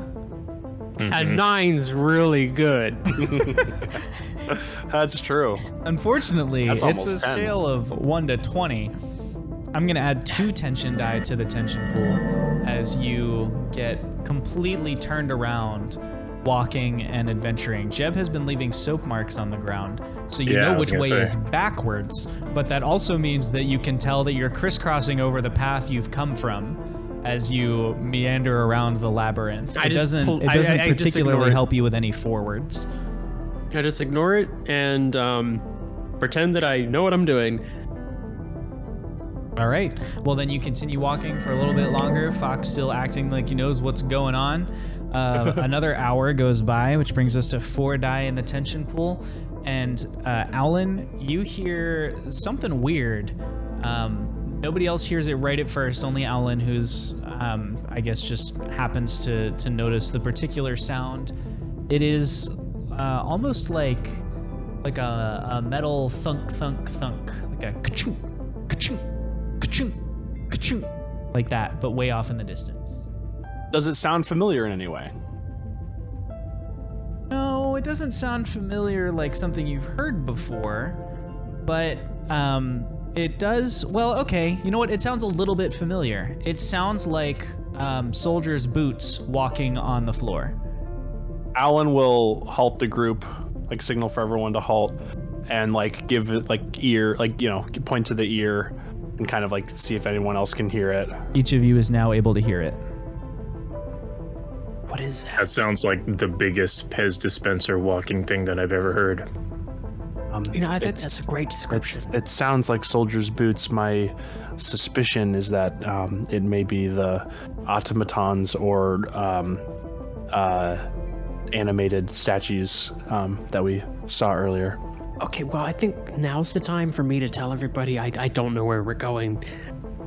We figured as much. I mean, I've been writing the soap marks on the ground, and I was wondering why you weren't paying attention to them. But yeah, we've crossed a couple of them. I noticed. I just hoping nobody else noticed. But obviously you have. I'm literally drawing them. How can I not notice them? I've only got like half a bar of soap left. All right. I don't know if this is now the time to be arguing this. I think we needed to come up with a plan. Do we attempt to avoid the soldiers? Should lead the way. I can do that. I can block. Well, oh no, we've looped around a couple times, haven't we? This hasn't been a straight path. Okay. I was gonna say I could block off the path behind us, but I don't think I can do that anymore. Wow, isn't there's probably the door multiple locked? paths. No. Never mind. I think no. There was just the mist opening between us and them. Does the sound like we're going towards them, or like they're coming towards us? Like what's? No, it just sounds like they're walking somewhere out in the labyrinth. It doesn't sound like they're walking towards you in particular. Well, I guess I think right now I can take charge of leading us, and I can attempt to steer us, hopefully away from those from the boot sounds, and just keep leading us the correct way, but avoiding them. I think that's probably the best move going forward. Yeah, let's go. Okay. I don't see any other way. We need to make progress because these things probably know this labyrinth. Yeah. Does Aulen need to roll survival to start leading? Yes, please.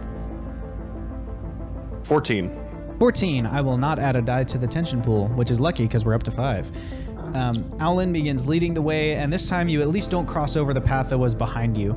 It's still a meandering, twisting sense, but you are just kind of, I don't know, following your gut, making good guesses, whatever. You don't run into any dead ends for a while. You do, after a little while, come across a section of space where, like, in the distance in front of you, the mist changes color. It's been this dim gray, sort of whitish, ambient looking thing for the whole time. Now it is a swirling yellow in front of you. You haven't stepped into the yellow mist yet, but there's like a small patch of swirling yellow ahead of you. And that's what you see. This must be directly under the tree that Fox was taken care of up top.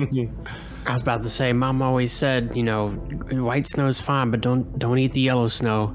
Yeah. I assume the same's for mist. I mean, I don't. There seems to be an equally like a toss up between this being something dangerous, like a trap, or exactly what we're looking for. How is it exactly what we're looking for? The rod could be within the yellow mist.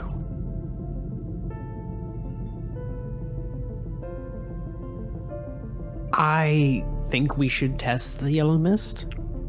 That's fair. I'm gonna look around here. Do I see any pebbles? Nope, smooth floor. Loose? Smooth floor. Well hewn. You know what? Here, I'm gonna pull out a ball bearing. Okay. And toss it into the yellow mist. The echo of the ball bearing hitting the smooth hewn stone floor reverberates throughout the cavern. The labyrinth, I should say. Nothing in particular seems to happen to the ball bearing, which, rolls on out of sight. You can only see a little way forward anyways. Well, if the ball bearing were bright, would it be able to, if it were lit with light, would we be able to see it for a longer distance through the mist? I mean, maybe a tiny bit longer, but not very much, because it's just mist. What if it made a sound? You could maybe hear it further away, because you could hear it, dinking off the ground as it bounced away from you. Alan will, do you have any more of those bearings? Oh, yeah, I got tons of them. Alan will... Can I have one? Sure. How many do you need? Just one. Alan will take one out and get out his artisan's tools and fiddle with it a bit until the ball bearing is just letting out a humming noise, like an even pitch that can be pretty easily heard. And the idea of it is, I think if we throw it in, and as long as it continues to hum, we could see that probably no harm has come to it, nothing magical has happened to it. At least we can somewhat reasonably assume that. Are we not worried about to hear it? The fact that it's people in the labyrinth and automatons looking for us? Do you think the sound will track them? Do it, Alan. We need more information about this cloud. I agree, and also we're not necessarily trying to be stealthy at this point. We're just trying to avoid them. All right. We're speaking as we are right now, so I don't think it could do any more harm than that. So Alan will toss the humming ball bearing into the mist. Toss the humming ball bearing, and we can't hear you. Discord. Yeah, you got it. But the stream can hear me, so okay. Chill. It bounces away from you, and you can hear the sort of sine tone bouncing off of it off into the distance. And it doesn't seem like the mist did anything to it, but after a little ways, you do hear a stomp and a crushing of like a small metal thing getting crushed, and the sound abruptly goes quiet. Well, I think we should be very quiet. Do we hear this stomping? Like the boots walking? No, not anymore. Okay, interesting. Well, seems to me somewhat likely that our enemies are probably just beyond the yellow mist, or in the yellow mist. You know what? Ball bearings are metal. So I dig out a food ration and I go ahead and throw that into the yellow mist. The like ration, a chunk of meat. Yeah, like a little chunk of meat. Because you only eat the desserts, so you have plenty of those.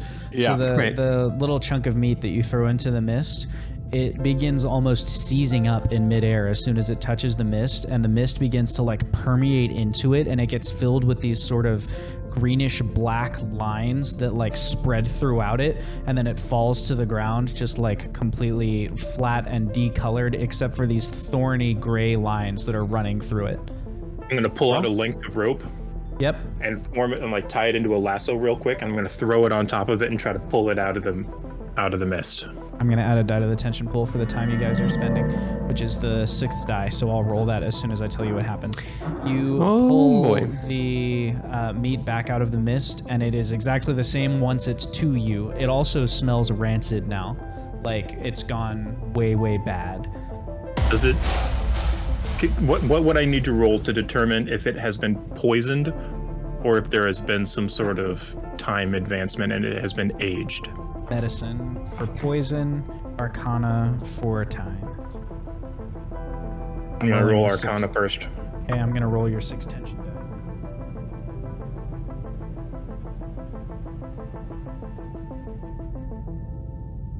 $11 Arcana. Okay, it has not been advanced in time as far as you can tell. Well, I think it's safe to say that we do not want to go through the yellow mist. I think it's time to backtrack and find another way. I agree. If this is poison, I have something for it. How so? Let me see. I pull into my brown paper bag that I have like my soap and all of my other goodies and stuff in. Okay. And I pull out my Theki root. Okay.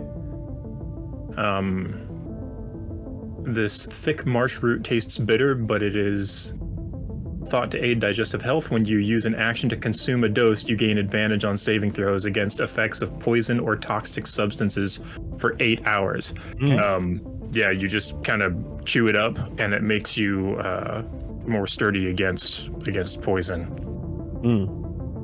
I know the clock is ticking, right? But I prepared I prepared rope trick. So if we need to dip while there's dangerous stuff, we can dip for a little bit. So just as he finishes saying that, you hear from somewhere off in the labyrinth, you hear somebody yell, no way! And then you hear this huge noise, and the whole ground shakes underneath you. And then there's another ringing silence that stretches out. Well, was that a person?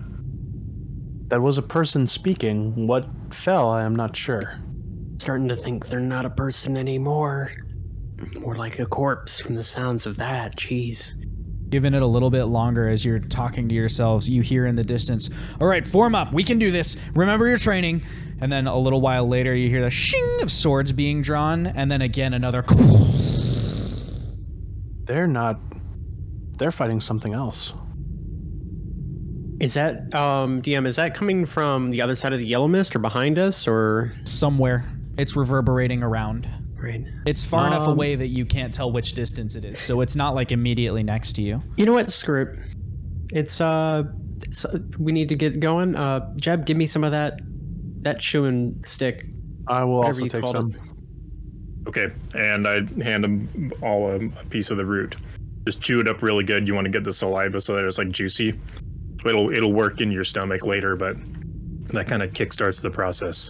Okay. All right. I'm gonna go ahead and shove my hand in there. Make just your hand? Yeah, yes. Just to test the waters. Nothing happens. High five. High five. All right. And I just walk in. Constitution save. Yeah. Which you now get to make with advantage. Yep. Yeah. It is a poison, so yeah. Thank God, because I have no modifier for Constitution. That's an 18. Okay, Fox is doing okay. Okay. Jeb, I was really down your root, but I think it's doing me good. I got a 17. You're okay? Let's go. Oh, I got a natural 20. All right. Go. You're all okay, but you can tell from the smell as you walk through, like, this would not have been good to breathe in under normal circumstances. Like, it is really good that you have this root to, like, filter out the problems. as you walk through We're still chewing out. Yeah. The yellow mist only lasts for about 13, 14 feet. And as you come out on the other side, having reached like 15 feet across, you don't hear any more of the yelling or the fighting or anything like that. But you do see, just rolling along the ground towards you, you see a rivet from like a metal armor piece's boot just rolling along the ground on its own. Ding, ding, ding, ding. Rolls past you and kind of comes to a stop somewhere off in the distance. The path goes left and right. The rivet came from the right. What is that? Like a little bolt? That's from a soldier's boot, presumably. A boot? A boot. I'm sticking with my corpse theory. Speaking of boots, all of a sudden you hear the slamming of a loud metal boot on the ground near you. You look up and see before you something that, Aulen, you remember the ALF lecturers forbidding the attempted construction of. They are called helmed horrors. And they are what happens when you infuse necromancy and an artificer's construction. You wind up with a construct like this. It is a hollowed out suit of armor filled with a sort of red vapor, carrying a sword and a shield, like a full tower shield with it. It doesn't have eyes, so you know because of that, like it doesn't have sight, but it does have the ability to kind of detect what's around it in some way. You're not totally sure how those pieces work, but you know it can still sort of detect what's going on, but not as well as if it had eyes. It is stomping towards you, and as it stomps towards you, it flings its sword out to one side, and the body of a private security goon flies off of it, bounces off the labyrinth wall, and slides to the ground. Aulen is gonna like motion everyone to stop, and like essentially like point to his eyes and like give it like a shaking a head, like trying to signal just like it doesn't see well. Like, so I think Aulen, at least, his first thing that he's gonna try to do is just like stay still, like just stay completely still and see if the helmed horror like seems like it like is aware of us yet. All right, you sit still and you wait. There is the sound of the mist echoing around you, and the slow, methodic of the metal boots as the helmed horror walks towards you. And it looks like it's just about to pass you, draws even with you, and then all in one smooth motion, it flings its tower shield towards Aulen, basically reaching out and trying to bash you into the wall. Aulen, make a strength save. Hold your ground. Okay. Oh, bad roll. Let's see what my modifier is. I was gonna laugh if you got 10. like a nat 20. Reroll that. Oh. Had a 10. Now I have 14. All right, so it smashes Aulen against the wall, and just as his back like bounces off the wall and he kind of loses his footing, all of a sudden something weird happens and time kind of blurs over him, and he's standing there again pushing back on the shield, but this time he's got his feet dug in really well, both hands up, and kind of like blocks it, and those metal bracers cling as they slam into the sides of the tower shield as it smashes towards you, and you are now engaged in basically this shoving contest with the helmed horror. Everybody roll initiative. Oh, man, I was really hoping we could just Jurassic Park it. I also was hoping that. Aulen got a 15. Okay. 17? 20. Oh. Jeb doing well with the initiative. Mm-hmm. Okay, that brings us to the top of the combat round, and the top of the combat round is Jebediah Peppermint. You got 30 seconds if you need them. Oh, I didn't want to go first because I don't know what to do. I know exactly what to do. I'm going to... That was a quick turnaround. Yep, I'm going to pull out a number 2 spell slot, jam it down into the front of the blunderbuss, crank it around, and shoot it at Aulen in the back. And he's going to go turn large. Yeah, let's go. How tall are you normally, Aulen? Aulen is normally 6'5". Okay, so that probably makes you what, like 11, 12 feet, something like that. Like it basically doubles his size, right, Jeb? Let's go. Is that right? He becomes size category large. Yeah, Okay, doubles yeah. his size. The tunnel is only 10 feet tall. So, unfortunately, Aulen, it's a real cramped space for you. Your head is kind of like just like you mimed on the camera. Your head is like tilted to the side to hold your space. And it's going to be really difficult for you to maneuver and use, like your extra attacks, if you use any of the bonus attacks, are going to come with disadvantage. Only the first, just because you're trying to like swing and recalibrate. But you can still make the first one just fine. But you get a plus D4 to your damage. There you go. Okay.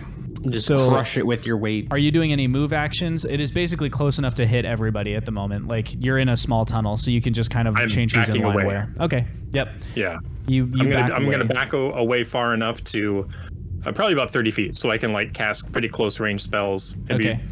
Yeah. As a reminder, you've only got about 5 to 10 feet of visibility. So if you need line of sight I'll get them right at the edge of that. So I'll stay back about 10 feet then. Cool. And that brings That's a good reminder. Thank you. That brings us to Fox's turn. Fox, you've got 30 seconds if you need them for clarification or questions. Is there any kind of like, besides the metal, any other part to it, or is it just armor? It is, the suit of armor is like hollowed out inside, so there really is just armor with this kind of red vapor swirling inside of it. Okay. Hey, Shadow Walker, you got any ideas for this? I think we should kill it. You think you can break metal? Not easily, no, but I would do better than other swords. I will attack it with the power of dark energy. Okay. Well, here goes nothing. So your sword basically saying, don't forget I do necrotic instead of slashing damage. Oh, wait. Oh, man. I'm gonna go ahead and pull out a short bow and back up to Jeb's.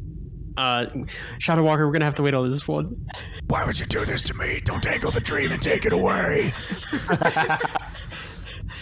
Are you delaying? Is that what you mean? Yeah, I'm gonna ready a shot, but I'm gonna delay. Okay. And that brings us to Aulen's turn. Aulen is just left the only one standing in front of. Aulen also fills the entire hallway. Yeah. It's like huge. Okay. Aulen is going to bonus action rage.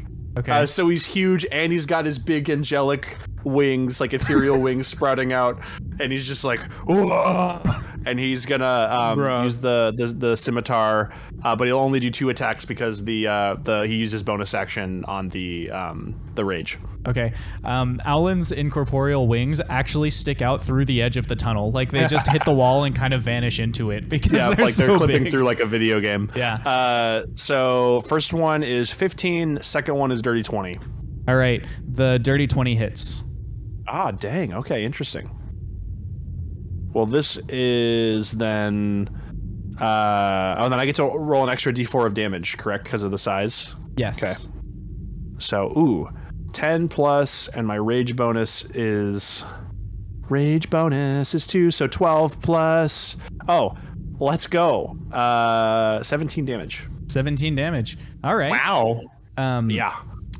The chat has granted you a boon. So if you guys want to come up with a creative way to use that boon, we'll figure that out in a second. Otherwise, I will come up with one. But first, the Helmed Horror is going to take its turn. Having been, with only Aulen next to it, it's going to just attack Aulen twice with its multi-attack. So it attacks Aulen. Oh, dear. It confirms a nat 20 for the first attack. No. And it rolled a 24 for the second attack. Oh, no. So both of those hit you. And the longsword, or they're both a longsword attack. Sorry, I was muted. I said chronal shift on that natural 20. Oh, okay. I want to force him to re-roll it. Okay. He got a 16. Does a 16 hit you, Aulen? 16 does hit, yeah. Okay, so he hits you, but it's not a crit anymore. Okay. That's much My last better. one, guys. Okay, so the first one deals 7 points of damage, Aulen, and the second one deals 7 points of damage, for a total of 14 points of damage as it hits you twice with its longsword. Because you're raging. the tower shield, kind of like that you were pushing against, it pulls the tower shield out of the way to attack you, but at the end of its turn it slowly brings the tower shield back in front of it, basically like putting up a little bit of a defense in front of itself for like some partial cover. And that brings us to the top of the round. Before we get back into initiative order, let's talk about what we could do with a boon that would be really cool. What's something chat could give you, or something kind of circumstance tweaking that could be awesome right now? I got an idea. Hear me out. All right. Big brain plays. Okay. So I've been holding off on Shadow Walker, right? Because he deals necrotic damage. But what if instead of doing that, Shadow Walker somehow feeds upon the necrotic energy of the Dark Horror? Okay. Just like instead of attacking him, just sucks. He sucks life out of him. He sucks necrotic damage out of, or necrotic That's energy out pretty of him. cool. I think that's cool. If Josh is down with that being a boon, I think that's sick. That's pretty cool. So let's do, in that case, let's make it a grapple between Shadow Walker and the Helmed Horror, where basically it's like grappling over life energy. So it can just use your grapple mods. So you can use, well, I'll let you use Dex because you're a rogue as well. So you can do acrobatics or athletics for your grapple. Normally you have to use athletics to establish a grapple, but you can use either of them, and he will fight back. So does Shadow Walker almost like turn into a whip form on the head of it? I was picturing it as like the blade goes in and then swirls out of the sword into like almost like a tree where like the branches kind of stick out to the side, and it begins fighting. What'd you get, Fox? 16? He rolled a 15. So here's the last piece of this that we need to navigate. You are attacking past Aulen, who's huge. So what I'm going to do is give Aulen a dex save at disadvantage to like squeeze out of the way. Otherwise, Aulen will take just a d4 of necrotic damage, basically like for the sword to pass through and get to the thing as it spreads out. It like brushes you a little bit. Disadvantage dex save. Yep. Is a 2. Oh, you're going to take a d4 of necrotic damage as Shadow Walker sucks in a little bit of your life energy as well. Luckily, it's not permanent the way it will be on the Helmed Horror. This might not be a battle, but I'm hoping you like it anyway. It like roars and shrieks in, and you can see it begin to twist into the vapor inside of the Helmed Horror, and it starts to literally shrink. Like it starts sucking away from the volume of the Helmed Horror. I'm gonna leave them grappled, so roll its damage. This is how much damage it deals to the Helmed Horror, but it's actually like sucking the vapor out of it is the visual. Got you. Okay. 4 plus 7 is 11. That is 14. 14 damage. 14 points of damage as it begins to shrink a little bit in front of Aulen. Its armor and its sword are the same size, and it's still able to wield them. Like mechanically, it hasn't lost any of its abilities, but just visually, it starts to, the vapor thins inside of it, the red vapor. That brings us to the actual top of initiative order, which is Jebediah Peppermint. So Jeb, you've got 30 seconds if you need them before you must make your action. Jeb, I had no idea this Shadow Walker did this. Yeah, that's really cool. I'm super happy for you. And I am going to cast Magic Missile in between Aulen's legs. Okay. They're just going to go like underneath and then up through the bottom of the Helmed Horror. Okay. Remind me the damage type of Magic Missile. Force damage. Force damage. Okay, so the Magic Missile streaks out from you as it always does, but it almost seems like it just passes through harmlessly through the vapor inside. It seems like perhaps this creature might be immune to damage of that kind. Really? Yes. I pat Aulen on the calf and I say, "You got this, pup." And I back away. Fox, it is your turn. You have 30 seconds if you need them. Otherwise, you can just continue Shadow Walker's grapple. I'll just continue Shadow Walker's grapple. Okay, another opposed grapple check. He rolled really low, right? No, he got a 21. Okay. I rolled a 2 on the die. All right. it's going to start sucking vapor out of Shadow Walker. Oh no! So we'll give Shadow Walker, Matt, roll 6d6, and that's how much Shadow Walker has to work with here. Okay. How much what? How much vapor, basically, before Shadow Walker has been consumed. The other way around.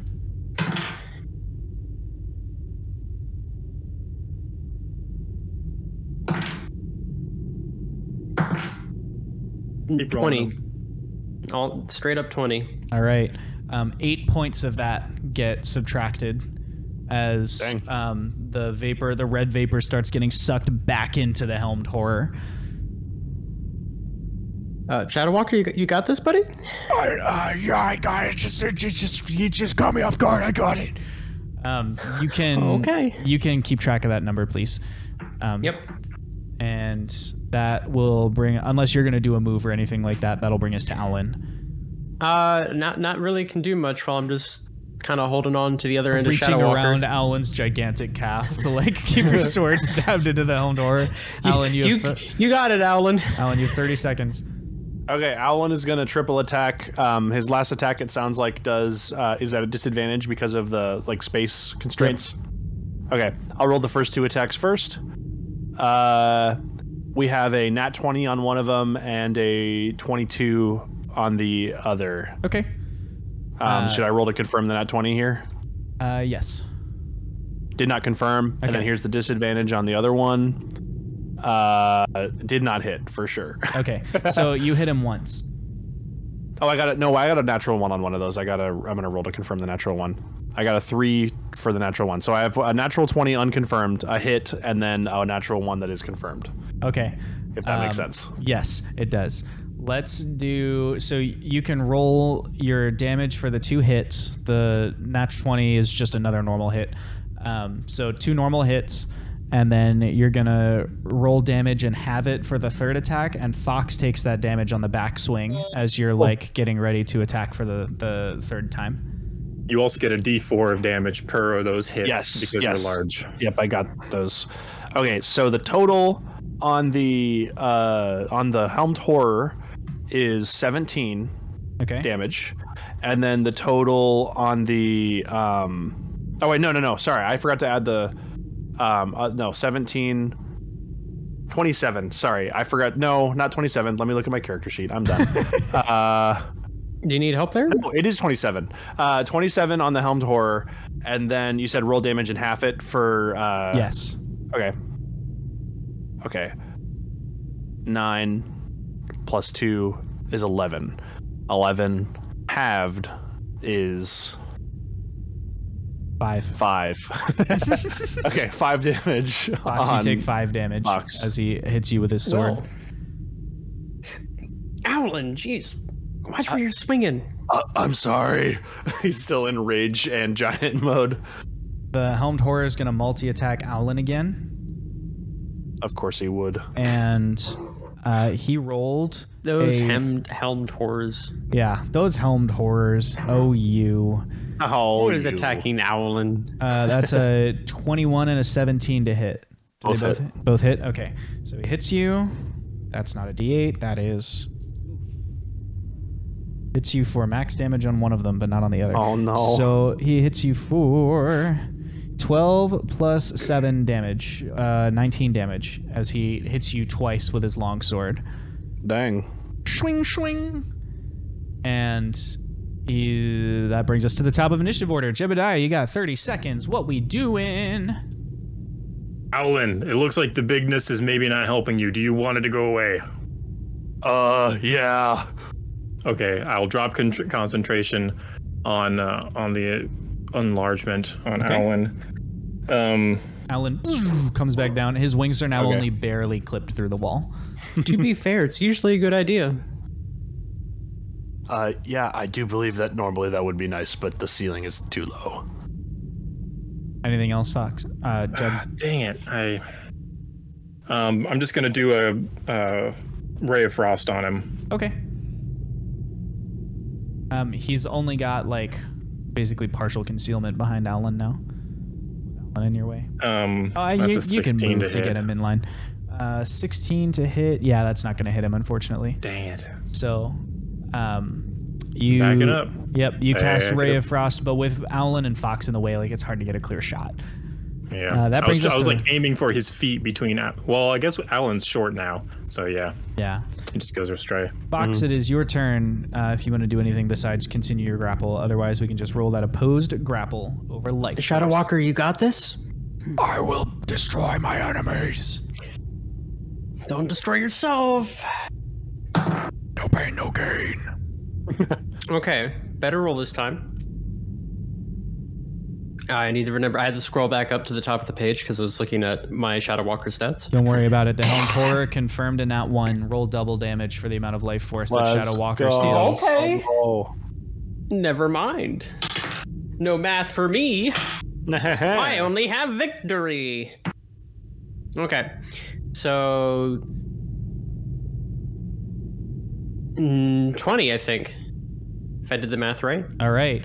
Shadow Walker suddenly, like, there was this kind of tug back and forth between the branches of the shadowy vapor and the swirling red vapor, and all of a sudden the branches, like, each of them forks at the end and just shoots outwards like veins all throughout the Helmed Horror, and then condense into this like small little ball of vapor, and then the armor just falls lifeless to the ground around it as the ball of vapor sort of slides down the blade into the hilt of Shadow Walker, and then kind of wraps around the hilt, like swirls around your hands a couple times, and then joins into the blade, extending it from a rapier to functionally a longsword. Whoa. You can increase the damage from 2d8 of necrotic to 2d10 of necrotic damage for Shadow Walker.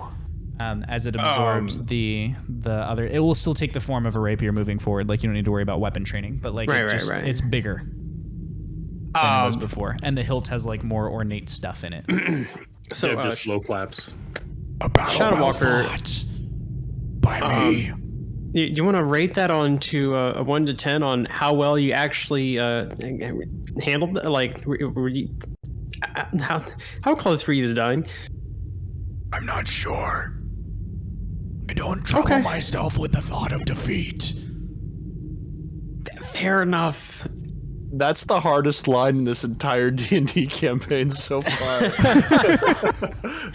For real.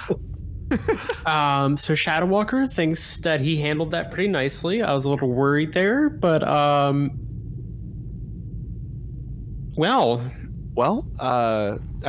no longer raging, obviously. Yeah. Well, I think we went left last time, and this.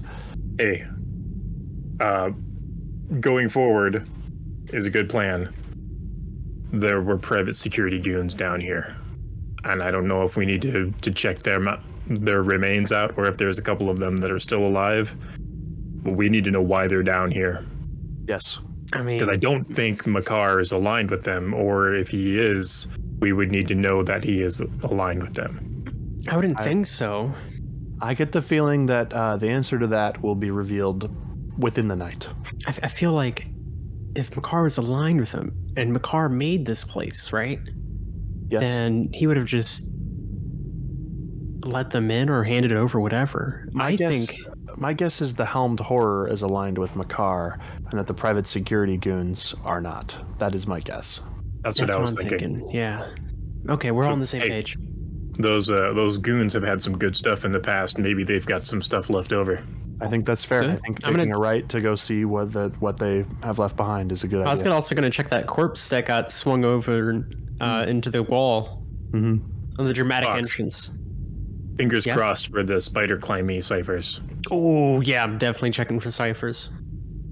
All right, you investigate the bodies. However, unfortunately, they have been so effectively destroyed by the Helmed Horror that like anything that was in their inventory has been like cracked and crumbled and left in absolute ruin.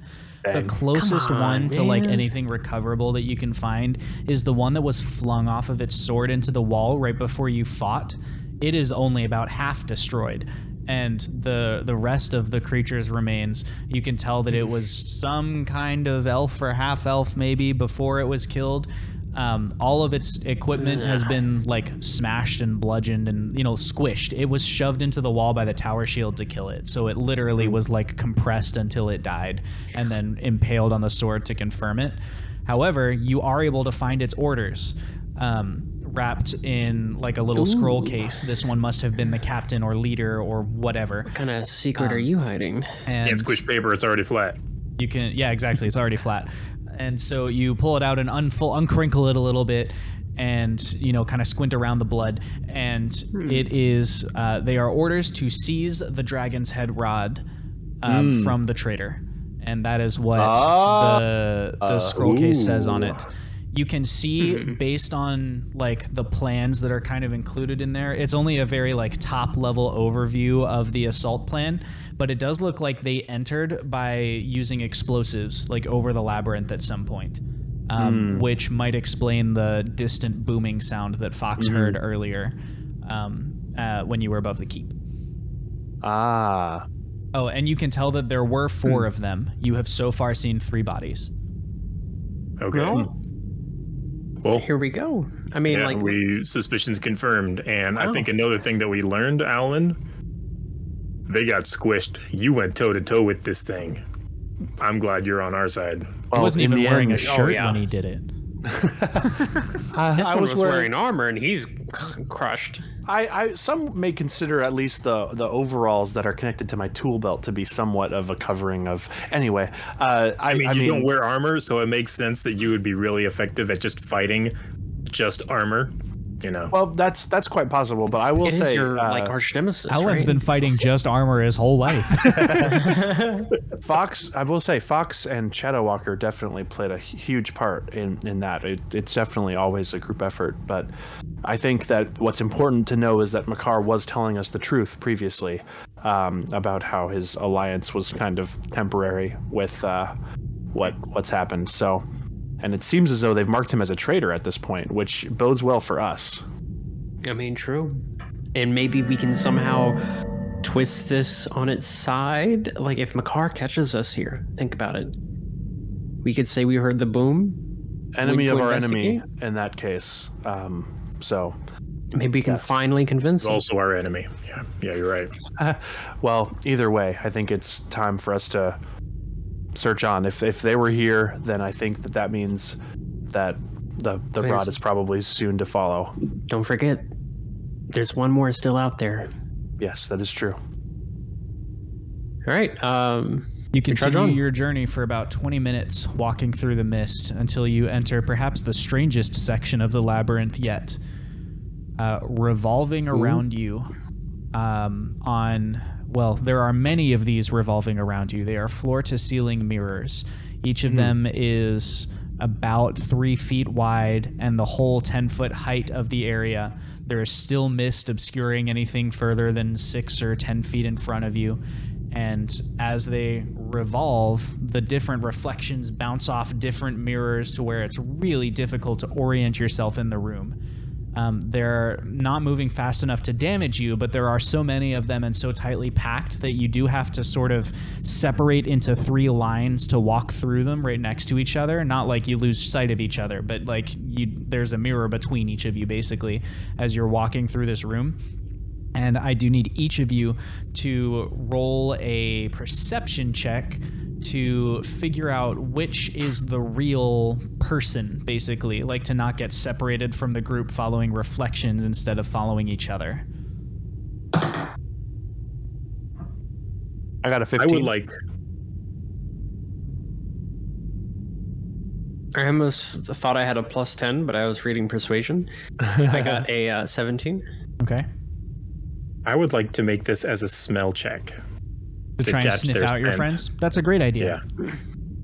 You guys smell bad after that fight. Yeah. I mean, how long have we gone without a shower? Like 19. I think you've gone 2 seasons without a shower. And I'm using my soap up on the floor. All right. I had plans for this stuff. Aulen and Jeb, you are able to stay close to each other, but Fox gets separated from the group. Fox, can I tell which direction he went by his scent? You can, yes, it takes a little while, but you realize like Fox's scent is getting fainter and he went off basically to our left, and you went off to the right. So I'll tell you what each of you has seen, and then if you want to double back instead and look for each other, you can do that. So I'll add 1 die to the tension pool for the separation, and then Aulen and Jeb, the two of you get to the other end of the field of mirrors. Basically, you realize that it was an orderly grid that filled the room. So like it's just a big cavernous room with this grid of mirrors spinning in it to make it difficult to navigate. And in front of you, there is a solid oak door with the steel, just like you've seen everywhere else in this dungeon. There's the solid oak door with the steel beams across, and there's not an easy way to see through it. By like getting up real close, you can look through the little slits in the wooden door, and you can't see much, but it looks like... If we touch it, it doesn't stick to us, right? I don't know. You haven't chosen to touch it yet. That would be an investigation. Aulen will touch it with a pinky finger. It does not stick to your pinky finger. Okay. Looking through one of the cracks in the door on the other side, you see a room that is... you can't see much of the room again, but you see just in your little sliver of visibility, you see a pedestal with what looks like maybe a box on it. Fox, you have gone off in a different direction, so you realize when you get out of the grid of mirrors that you are separated from your friends, and in another small stretch of tunnel ahead of you on the ground is the 4th private security goon. He is also dead, but you can't see any indication of a fight on his body, and beyond him is a pedestal with a box on it. Oh, hell no. Oh, all right. But it's a box. What's in the box? You don't know what's in the box. But he obviously died. I mean, great. Shadow Walker's getting me in the habit of talking to myself out loud. You could just talk to me instead. That's fine. All right, Shadow Walker. Yes. He didn't look like he died from somebody killing him, right? Like a fight. I don't think so. Certainly, if I were to kill somebody, I would leave better proof. I know you would write your name. I know. So pretty sure that box, right?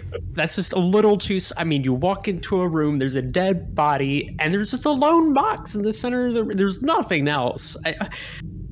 That ain't right. That ain't right. But what's in the box, though? Like. I mean, it has to be something real good. My money's on potato chips. See, I don't think it's worth risking my life for potato chips. Wimp. And then we cut back over to Aulen and Jebediah, who are standing at a wooden door, and on the other side, they've seen their little sliver of a pedestal with a box. You've also realized that you're separated from Fox, just like he has realized that he's separated from you. How big is the box? You can't tell how wide it is with the little, like you can just tell there's a box on the pedestal, but you can't even see enough of the room to know how wide. But like, is it like a 5-foot box or is it like a small box type thing? It's less than a foot tall. Okay. Well, your great minds think alike. We got the genius in sync, it seems. Yes, I don't doubt that. We are 0 for 2 on what we should do about these doors. That's fair. And we don't have Fox, and Fox messed up the first one and stuck to the second one. So hey, we got pretty good odds without him. To be fair, it was it was the logic that I used, which messed up the first one. You're a very humble and like willing to spread the credit around kind of guy. I like that about you. I appreciate that. I try to see myself as a team player. See, you did it again. There you go. Well, either way, do you think it's smart for us to double back to Fox, let him get to us? What do you think? I mean, we could at least call out to him. I don't think that room was too incredibly big. Well, that's fair. And while there may be more unknown horrors left for us to encounter here. That's true. Hey, DM. Yep.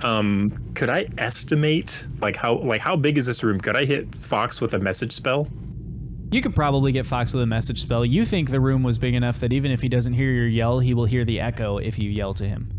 Gotcha. I'm gonna try and fire off a message. Okay. He went to the left, I think. Yes, that's what I've seen as well. Yeah. Yeah. So I'm gonna fire off.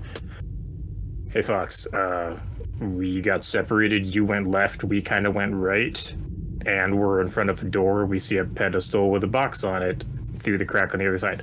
Boop. I'm going to flip a coin. You're going to tell me dragons or dice, which are the two things that are on this coin for guessing which way Fox went. Dragons. Ooh, that's a dragon, ladies and gentlemen. Let's go. Fox, you hear the message from Jeb. Are you sure? Because I'm looking at a box on a pedestal and a dead body. Alan, he said that he wants to know if I'm sure of what we saw, because he sees a box on a pedestal, but also a dead body. I don't understand why that would counteract what we saw, but he appears in good spirits, so at least we know he's safe. Do you think it would be reasonable to send another spell again? I can do this as much as we want. Oh, well, perfect. Then I think maybe sending another message telling him, yes, we are sure of what we've seen, and if that's a dead body, then it would be best, I think, to try our side first, because his side is likely a trap. And then I'll twist it, and I was holding it up to Aulen that whole time, and I just got his, and then I send it to Fox. The dead person's is a fourth security goon, right? And I don't know if we're talking about like one of these like goblets is poisoned kind of situation. I think that's about the end of your 25 words, right? This is the one with 25 words. I think right. so. Yeah, so that's what comes back. Oh, so it's not like, okay, so it's one of the goons. That's the fourth goon. I mean, so we don't need to worry about that, but I would ask him to regroup with us. We'll try our door, and if that doesn't work, we'll try his side. I think that sounds like a good idea. Fox, that sounds like we've got like multiples of the same thing. Come back to us. We think yours is a trap.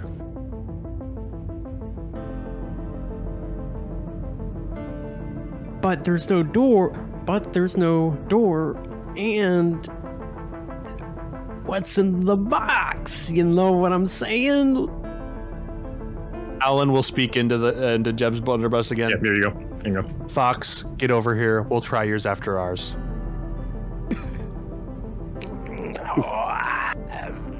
Okay, but I'm searching the body first. That's dangerous. Investigation. First, how close is he to the box? He's like not quite touching the pedestal, but like maybe 5-6 shins away. I'm gonna grab like the part that's furthest away from the pedestal and just drag him closer to the edge. You do so. And then I search his body. Okay. A wise choice to confirm that your foe is dead before moving to the spoils. What's your investigation? Yes. 2. No, sorry. It was a nat 1. So I guess 2 if you were to add my... Nothing of note. He seems dead, but otherwise untarnished by his experience. You can find nothing of value on his body, and he does not appear to have anything useful to you, and you're just like, well, that's a dead guy. Oh, didn't find any gold coins, so... Shadow Walker. Yes. Think. Right now, something crazy, life-changing could be in that box. That sounds cool. But that If he's back right now, he should be like coming back here pretty soon. I believe right now he's probably contemplating whether to risk his life and touch the thing or to it to us. And I have realized at this point that I have no influence on what he does. You know, So you make a pretty good Zoth in Zoth's absence. Zoth has taught me well on the ways of Fox, I will say. If he dies, I'm going to kill him. Yeah, I as well. I'm gonna roll. I don't have a D4 on me. I'm gonna roll a D8 here. If it's odd, I'm gonna attempt something. If it's even, I'm just gonna walk back. Okay. It's even. All right. I'm just gonna walk back. So All right. as you're saying, I've realized I have no influence over what Fox does. Fox walks out of the mist. He's just followed the edge of the room to avoid getting lost in the mirrors, and eventually he comes around the corner and is with you again. All right. What's so great about your door? That it's not already tripped. Yeah, there's no dead body. Well, if it's not already tripped, we could end up tripping it. You get what I'm saying? I'm not sure exactly how it works. However, I will take the risk of knocking this time. All right, so here's my theory. All right, we went through the center of this room. We're at a doorway. You went left, and you were at a doorway. I'm sure there's another one to the right. I believe this is all going to be about picking the correct one, and if there's a dead body in the left one, that was the wrong one. Yes. Do we want to at least confirm there's something to the right?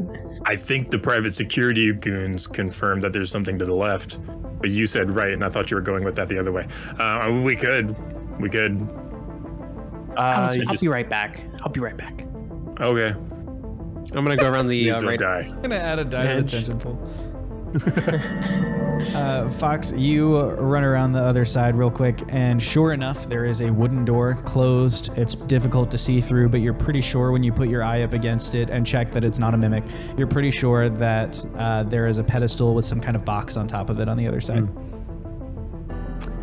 Well, I'll be damned. I'm gonna go on back. Well, Jeb, you're right. It's an unopened door. The only one opened is with a corpse. My theory is that Jeb. This is my theory at least. If you pass through the maze of mirrors successfully, aka get to the center one, you will be rewarded with the correct door. And if you veer off to the left or right because you got lost, you will get the trapped door. That is my theory. But which is why I think we should open the center door. I mean, it sounds logical to me, I guess. No. I don't have a reason for the center door, but my only reasoning was not the left door because it had already been sprung. That is fair. Fair enough. Any precautions we would like to take before we just... I'll just be standing back here. I am going to cast mage armor on myself. Aulen will cast false life on himself. Ooh. I only have one of those spell slots. Fox will cast step away by about 10 feet on himself. I gotta pull up false life just again to make sure. Make sure you know how it works. Make sure I remember how it works. I gain 1d4 plus 4 temporary hit points for the duration of it. So I will gain 6 temporary hit points. Let me put that in. My AC is 15 now, dog. Nice. Yeah, it is. Okay. Normally it's 12. Well, then, Aulen will then knock, because it has the knocker on it like the previous ones. Yep. Aulen will knock the door. You knock on the door, and after a little while, a little reverberating away from you, the door swings open. This one creaks. In front of you, there is a pedestal with a box on it. It is almost exactly 1 shin long. It's about half a shin high. It's about half a shin wide. Beyond that, there is a pedestal with a box on it. It's about 1 shin wide, about half a shin high, about half a shin across. Beyond that, there's a pedestal with a box on it. The box is about 1 shin wide, half a shin high, half a shin across, and so on and so forth. There are more pedestals with boxes than distance you can see. Like it extends like this outwards and away. So it's a hallway that is 15 feet wide, smooth hewn stone. It reaches into the distance. What the Hex magic. I'm looking for illusions or any sort of school of magic, because this feels very much like Inside the Rod. Illusion, conjuration, evocation, and abjuration, actually. Oh. They are This concentrated is very on loaded. the box that is closest to you. Actually has whiffs of like every school of magic maybe, but you're not totally certain. The mirror behind it has illusion, conjuration, abjuration, evocation. It is a mirror that makes it look like an infinitely extending hallway, which means that there must be mirrors on the wall that like you haven't walked through yet as well. For the infinite repetition to work. Ah. Well, I guess I don't know that yet. We're getting a lot of magic. I'm detecting every school in the first box, which seems a little deceptive. Well, not in, I think the rod's in there, but there's something going on with these mirrors. They're providing protection and evocation, and you said conjuration as well? Evocation, conjuration, abjuration, illusion. Yeah, that. So there, whatever it is, it's doing a lot, and it's probably significant. So, what if... Alright, so hear me out. If it's every school of magic in the box, I mean, that sounds like a weave to me. Oh, no, yeah, I get the same thing off of my rod. Yeah, okay. So that's... I think we're confident that it's there, but there's something with these mirrors... Right. That it's like that's the protection. Do we try breaking the mirrors? I feel like that's just a little too simple. I feel like if you went through all this trouble, you built mazes, elevators, and traps, breaking the mirror should be the thing that, you know, disables the trap. I think I agree, sir. What? Sorry? I could cast Catapult on the box and try to fling it towards us.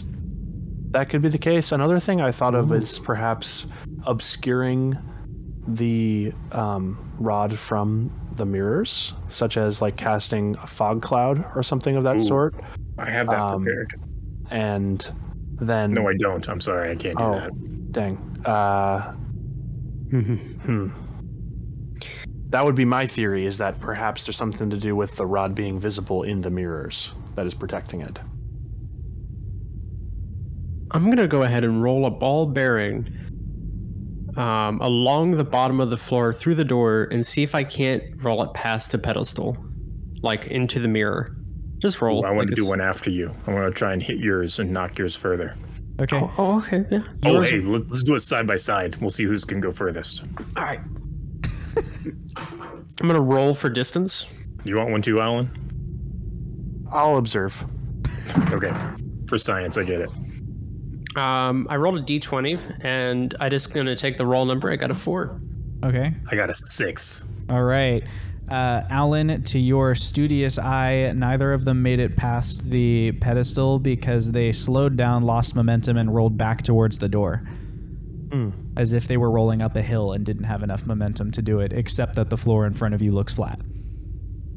Interestingly, it seems as though the mirror may be repelling... What the hell? Objects from reaching the item. I believe, you know, Jeb, you mentioned using catapults to propel the rod towards us. I believe that may be a decent strategy to try. Now, hold on here. I probably just didn't roll good enough. No, it seemed as though it was repelled magically. I rolled a 17 to roll another ball bearing. Okay. You roll another ball bearing, this one much harder than the first. Now you're not trying to like gently arc around the room or anything. You're just like bounce off the walls, whatever. I just want to see how far this will go. And it flies into the room, bounces off one of the walls, bounces off the wall that you're standing on, shoots towards the mirror that is on the opposite side of you, the one you're looking at. So you're looking past the rod, or past the box that you presume is the rod, and at the mirror on the other wall. And it rolls through the mirror, and little ripples ripple across the mirror, and it rolls into the other room. Or the reflection of the room, I guess, but as if it were another room. That was unexpected. Well, I actually kind of expected that because, well, I mean, I don't mean to like toot my own horn or anything, but I was.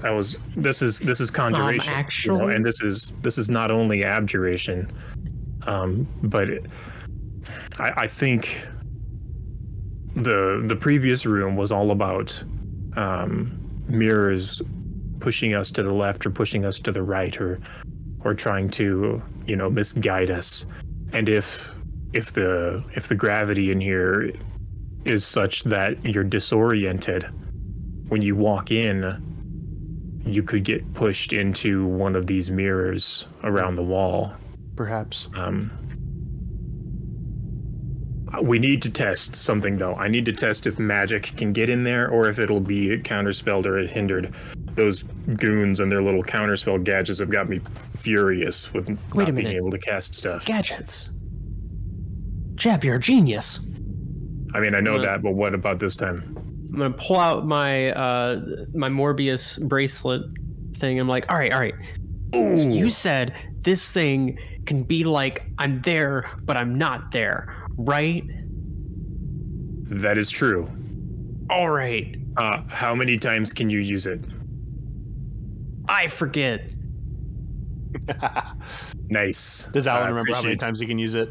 I'm pulling it up in my notes right now. Okay. Oh well, for actually This is what I get for letting my notes. players manage their own details. Yeah, gosh. I was just playing in character. Yours, yes, that was very in character. Once a day. It's once a day. Yeah.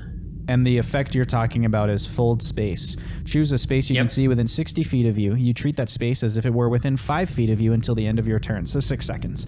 This allows you to move immediately to that space without provoking opportunity attacks, or to interact with objects or creatures in that space as though they were next to you, including allowing you to make melee attacks into that space. I believe then there are 2 options with which we can proceed. We can attempt Jeb's catapult idea or attempt Fox's folding space idea. All right. Time out real quick. Mm-hmm. First of all, glad we got to explain that to the audience. Second of all, anybody else ever play the Henry Stickmin games? Because this is exactly what this reminds me of, where it gives you like 2 really off-the-wall decisions to choose, and you have no idea which one's going to work. No, this reminds me of a choose your own adventure, and we're going to die, and I'm going to have to go back to page 15 and figure out how to get through the labyrinth again. That is It's how essentially that. D&D, It's essentially that's what D&D is. It's like a complex choose your own adventure. So, all right. I don't know. Either of these, I mean, I like your fold space, but it's one shot. I can try catapult twice. Let's try catapult first, and then if that doesn't work, we'll try folding space. Okay. Okay, I see the logic behind that. Because even if the catapult even if the catapult fails and the box moves somewhere else, we can fold space to get to it. Yeah, I was thinking that the gravity is going to be weird. So if it goes into that portal, that mirror portal thing, I don't know how that's going to affect things. I only got a range of 60 feet, and that goes on forever. Then I could see the logic of using fold space first. I just think we just should try something. Yeah.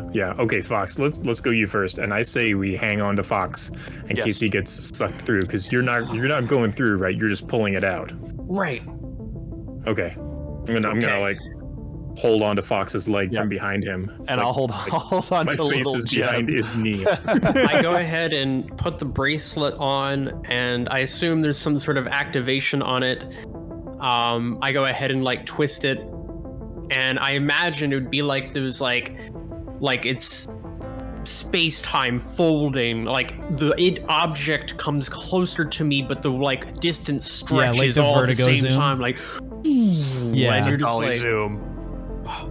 Yeah, so you do that, and your hand can reach through. Now, clarify for me: are you reaching for the one on the pedestal in the room, or are you reaching for the mirror?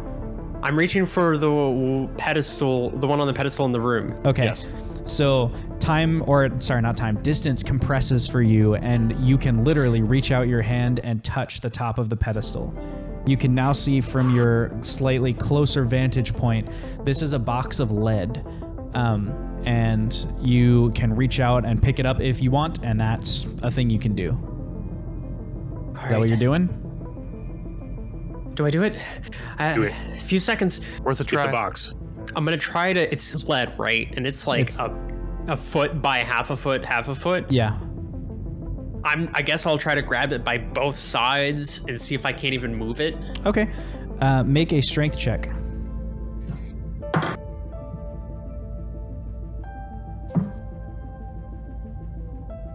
I rolled really great all the time. never bad. And if you really think about it, a rating from 1 to 5, a 5 is perfect. All right. Yeah.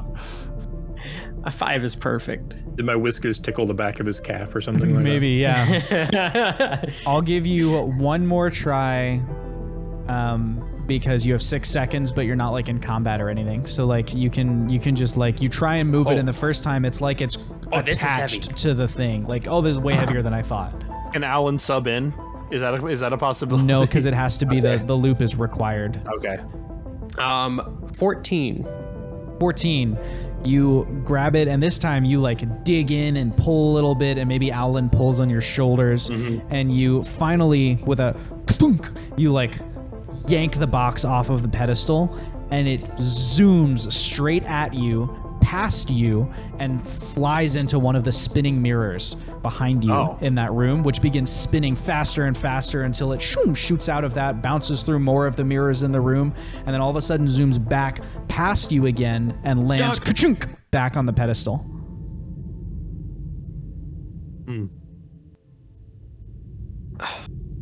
What the just happened? And then you get the same like dolly zoom vertigo effect as it, space uncompresses or unfolds. We still have the lead box, right? No, the lead box, that's box what flew around. Like when he picked up the box, it itself zoomed past. Yep. And is now back on the pedestal. When he got in there, did the lead box have a top? Yes, it was a closed lead box, fully enclosed.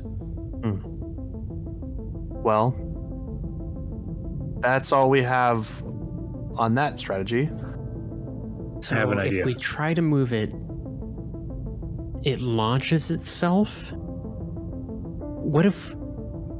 So it went through the mirrors. What if we close the door? I don't think it launches itself, Pub. I think it returns.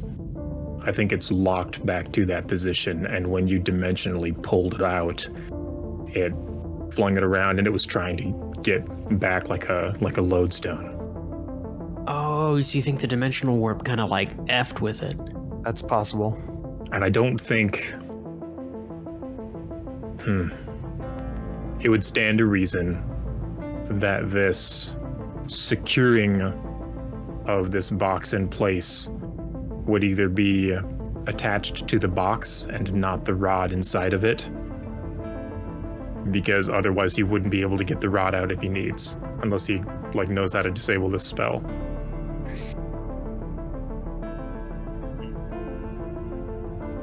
I can blow a really big spell and try and melt the box. No. There's got to be something we're missing.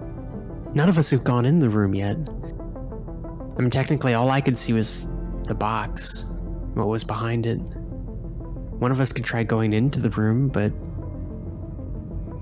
I wish we had Brad. Yes, that would be helpful. However, I don't have even the materials to make another Brad. Gonna add a die with attention pool. We're up to 4. I'm gonna... Alright. I'm gonna try something. I'm gonna reach my arm through the door. Does anything happen? Nope. Aulen will follow you in and attempt to be like that force that can pull you back out if you get like start to get like sucked into the mirror. So you're like preparing the action, basically. Yeah. Wait, you're right. I'm gonna pull out my rope, tie it around my waist. Yeah, tie it around me. Mm-hmm. Yeah, alright. I'm gonna just take another step forward, half my body in the door. You are still fine. All the way through the door. You've crossed the threshold. I'm gonna walk up to the box. Okay, it's about 10 shins. You walk up to the box. It looks just like it did when you folded space. You're at the pedestal. You don't feel any, nothing feels weird or anything like that. You can now confirm that on the wall behind you, there are also mirrors. That's how they're making that infinite tunnel effect. And then ahead of you, another 10 shins past the pedestal is the big mirror opposite you. From this new vantage point, you can see that the rod or the box in the other mirror is flipped the wrong way. Like it's reversed from what you see in the room with you. In the mirror. Yeah, so like If there were like maybe a rune carved at one end of the box, you can see the rune on your left, but in the reflection, it's on your right.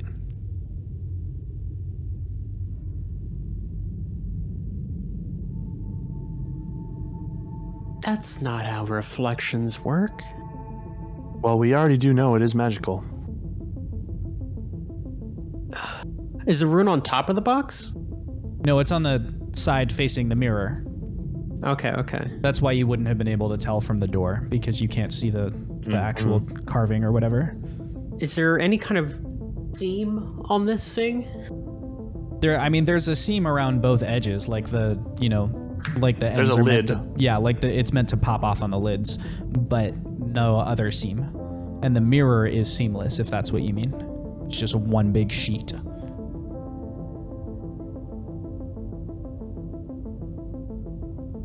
I'm gonna try twisting the box. It doesn't move when you touch it. It's like really hard to dislodge. I mean, the next logical step I feel like would be to attempt to take the caps off of it. Okay. I'm holding fast to the rope. I'm gonna attempt to pop the lid off. You are unable to dislodge it. Even with your crowbar, like it wouldn't matter what tools you used. Jeez, no, I can't even get it with the crowbar. All right, okay, it's a puzzle. There's something with this reflection. It's not just an illusion. It's the key. There has to be something to it, right? Wait. You could throw a ball bearing in, see what it does. I'm gonna turn around towards Aulen. Okay. And look at the mirror on that wall.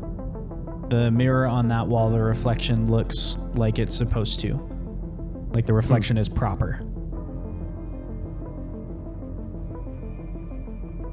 I'm gonna walk past the pedestal towards the magical mirror then. Okay.